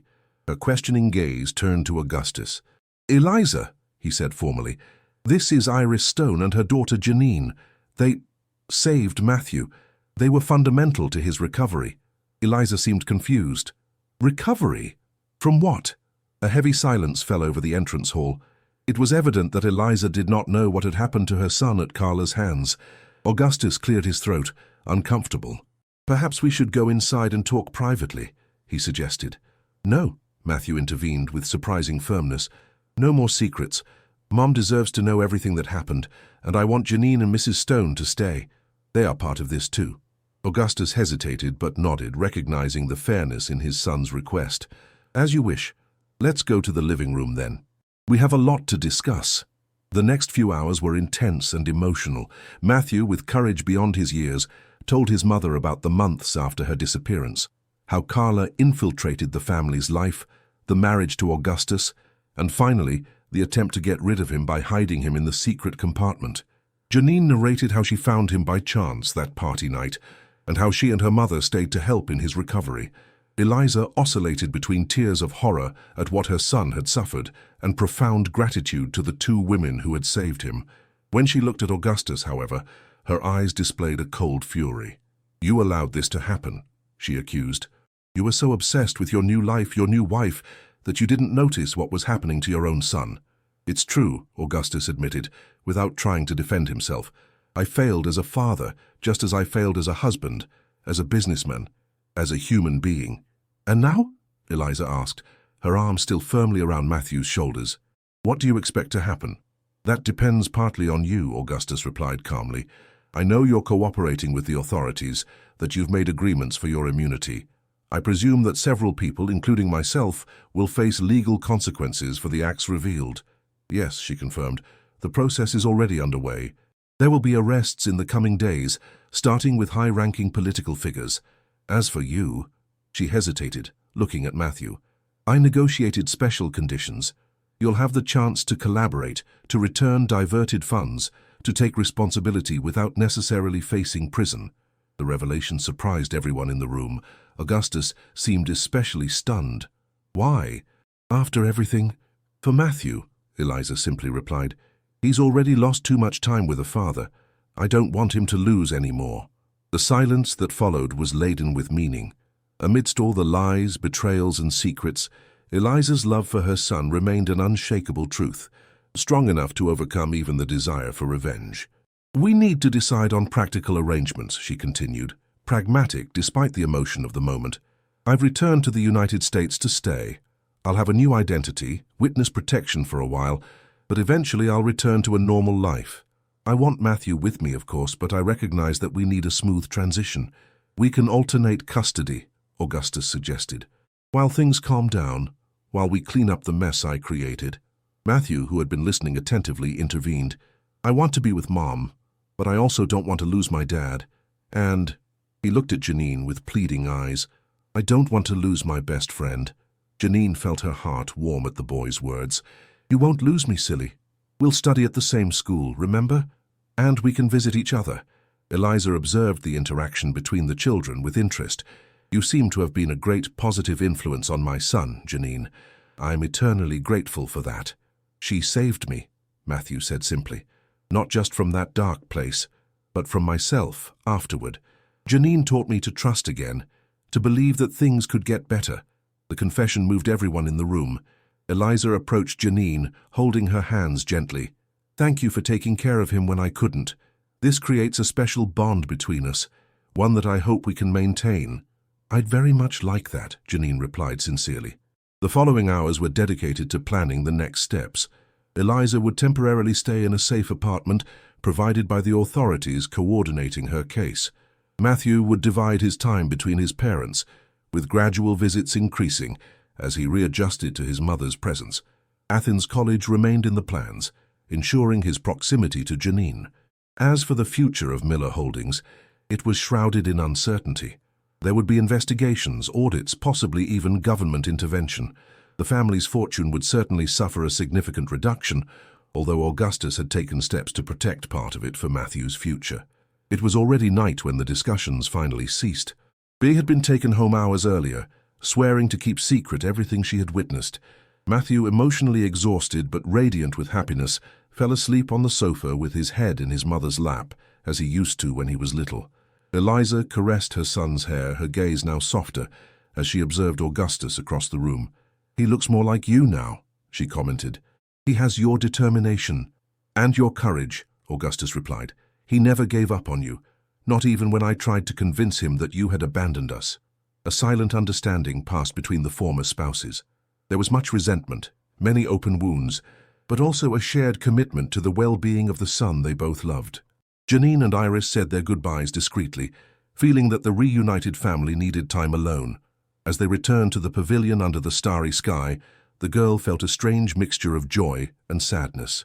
"It's like a happy ending in a novel," she commented as they walked through the garden.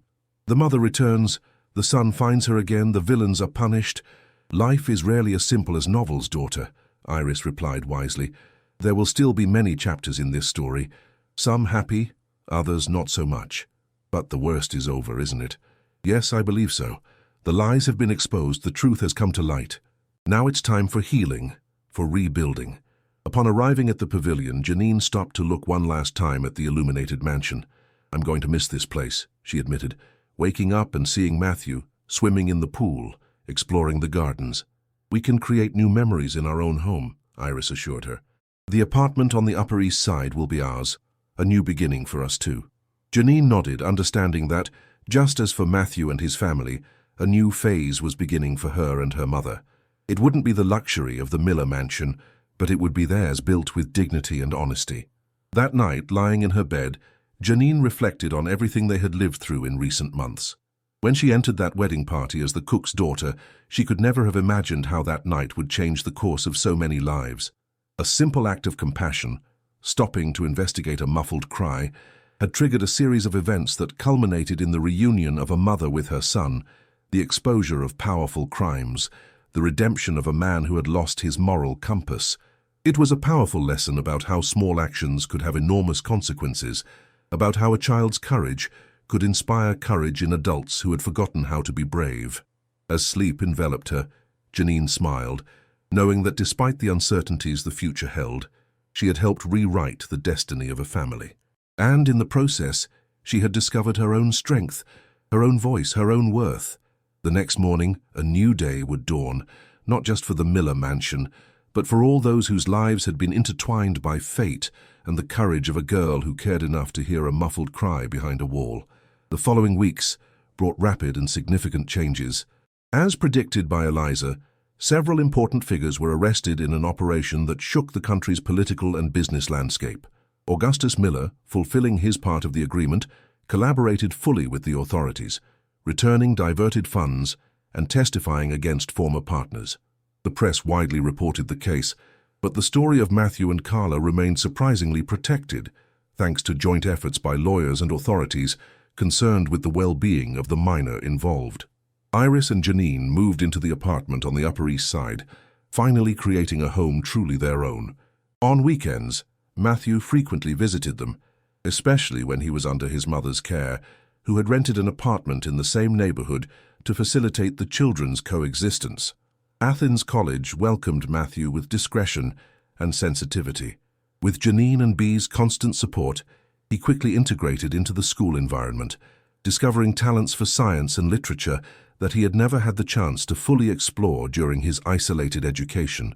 Carla was convicted of her crimes against Matthew, facing a significant sentence, aggravated by her involvement in the corruption scheme as an intermediary. During the trial, she was revealed to be mentally unstable, exhibiting a pathological jealousy of Eliza and a morbid desire to erase any trace of her from Augustus's life, including her own son. As for Augustus, he faced severe financial consequences, losing control of most of his companies, but avoided prison thanks to the collaboration agreement. He began a process of personal redemption, dedicating himself to social projects and, more importantly, rebuilding his relationship with his son on more honest foundations. Raphael Thorne, the former financial director and Eliza's accomplice in the escape, remained in France cooperating remotely with the investigations in exchange for partial immunity. Romantic suspicions about his relationship with Eliza were finally clarified. It had been merely a strategic alliance motivated by repentance for the crimes he had helped perpetuate and by the desire to protect a woman and a child in danger. On a sunny spring afternoon, 6 months after Eliza's return, Janine arrived home from school to find a surprise. Matthew and his mother were waiting in the living room of the Upper East Side apartment, chatting animatedly with Iris. "Janine!" Matthew exclaimed, running to hug his friend. Now 11 years old, he had grown several inches and gained a healthy glow that contrasted dramatically with the pale, frightened boy she had met at the mansion. "What are you doing here?" she asked, happy with the unexpected visit. Eliza smiled, exchanging a knowing look with Iris. "We have a proposal for you two. Actually, it was Matthew's idea." "What proposal?" Janine asked, curious. "Remember when you told me about your dream of traveling, of seeing other places?" Matthew said enthusiastically. "Well, Mom is planning a trip to the Florida Keys during the next school holidays. 2 weeks exploring beaches, visiting historic towns, and we want you and your mom to come with us," Eliza completed. "It would be a way to thank you for everything you've done, and also to strengthen the bonds between our families even more." Janine looked at her own mother, who smiled encouragingly. "I've already spoken with Eliza about the details," Iris said. "It's a generous and feasible proposal. I managed to take time off from my new job during that period." After leaving the Miller mansion, Iris had found a position as an assistant chef at a renowned restaurant in New York City, where her talent in the kitchen was finally recognized and valued. "So what do you think?" Matthew asked, his eyes shining with anticipation. "Are we going?" "It's going to be amazing. Mom says we're going to see Key West, Sanibel Island, Miami." "Of course," Janine exclaimed, unable to contain her excitement. She had never left New York City, and the idea of visiting the Florida Keys, seeing the ocean, exploring new places, was a dream that seemed too distant to come true so soon. "Thank you, Mrs. Helen, that's very generous of you. It's the least I can do," Eliza replied sincerely. "You two brought light into my son's life when he needed it most. This creates a special bond between us, one that I hope we can maintain." Those words touched Janine deeply. After everything they had lived through, the drama, the secrets, the revelations, they emerged with something precious, genuine human connections, based not on obligation or convenience, but on shared moments of courage and compassion. In the months that followed, life continued its course with ups and downs, joys and challenges. The Miller case gradually faded from the headlines, replaced by new scandals and news. American society, with its selective memory, moved on, while those directly involved continued the more difficult work of personal reconstruction. Augustus, even with reduced resources, kept his word regarding Janine's future, ensuring her complete education. Eliza, in turn, rebuilt her career as a translator and writer, eventually publishing a novel based on her experiences, disguised as fiction. As for Janine and Matthew, their friendship flourished, founded on a shared experience that few could comprehend. Together, they navigated the challenges of adolescence, supporting each other through difficult times and celebrating achievements. On the trip to the Florida Keys, watching the sunset on Key West Beach, Matthew confessed to Janine, "Sometimes it feels strange to think about what happened, like it was someone else's life, you know, like a story I read somewhere." "I understand," she replied, watching the waves gently breaking on the sand. "But it was real. All of that happened and it brought us here. Do you think one day I'll forget? The darkness, the fear, the feeling of having been abandoned?" Janine reflected for a moment before answering, "I don't think we'll forget, nor should we. They are parts of our story that made us who we are. But I think that with time, those memories lose some of their power. They become more distant, less painful." Matthew nodded, understanding the wisdom in his friend's words. "You know what impresses me most about all this? How one small thing changed everything." "What do you mean?" "If you hadn't heard my crying that night, if you had ignored it or hadn't had the courage to investigate, I might not be here now. Such a simple decision changed everything." Janine smiled, never having considered her actions that way. "I think life is like that, made up of small decisions that sometimes have enormous consequences. You never know when a simple act of kindness can change someone's world." The words hung between them, profound in their simplicity. As the sun dipped below the horizon, painting the sky in shades of orange and purple, two young people whose lives had been irrevocably intertwined by fate contemplated the future, not with fear or resentment for the past, but with the serene hope of those who have faced the worst and survived to tell the tale. And what a tale it was. A story of darkness and light, of buried secrets and revealed truths, of bitter betrayals and unbreakable loyalties. A story that began with the muffled sound of a child's cry and culminated in the redemption of entire lives. A story that, like all great stories, would continue to unfold in new unwritten chapters, guided not by the hand of fate, but by the choices of those who, having found their voice amidst the silence, would never again be silenced.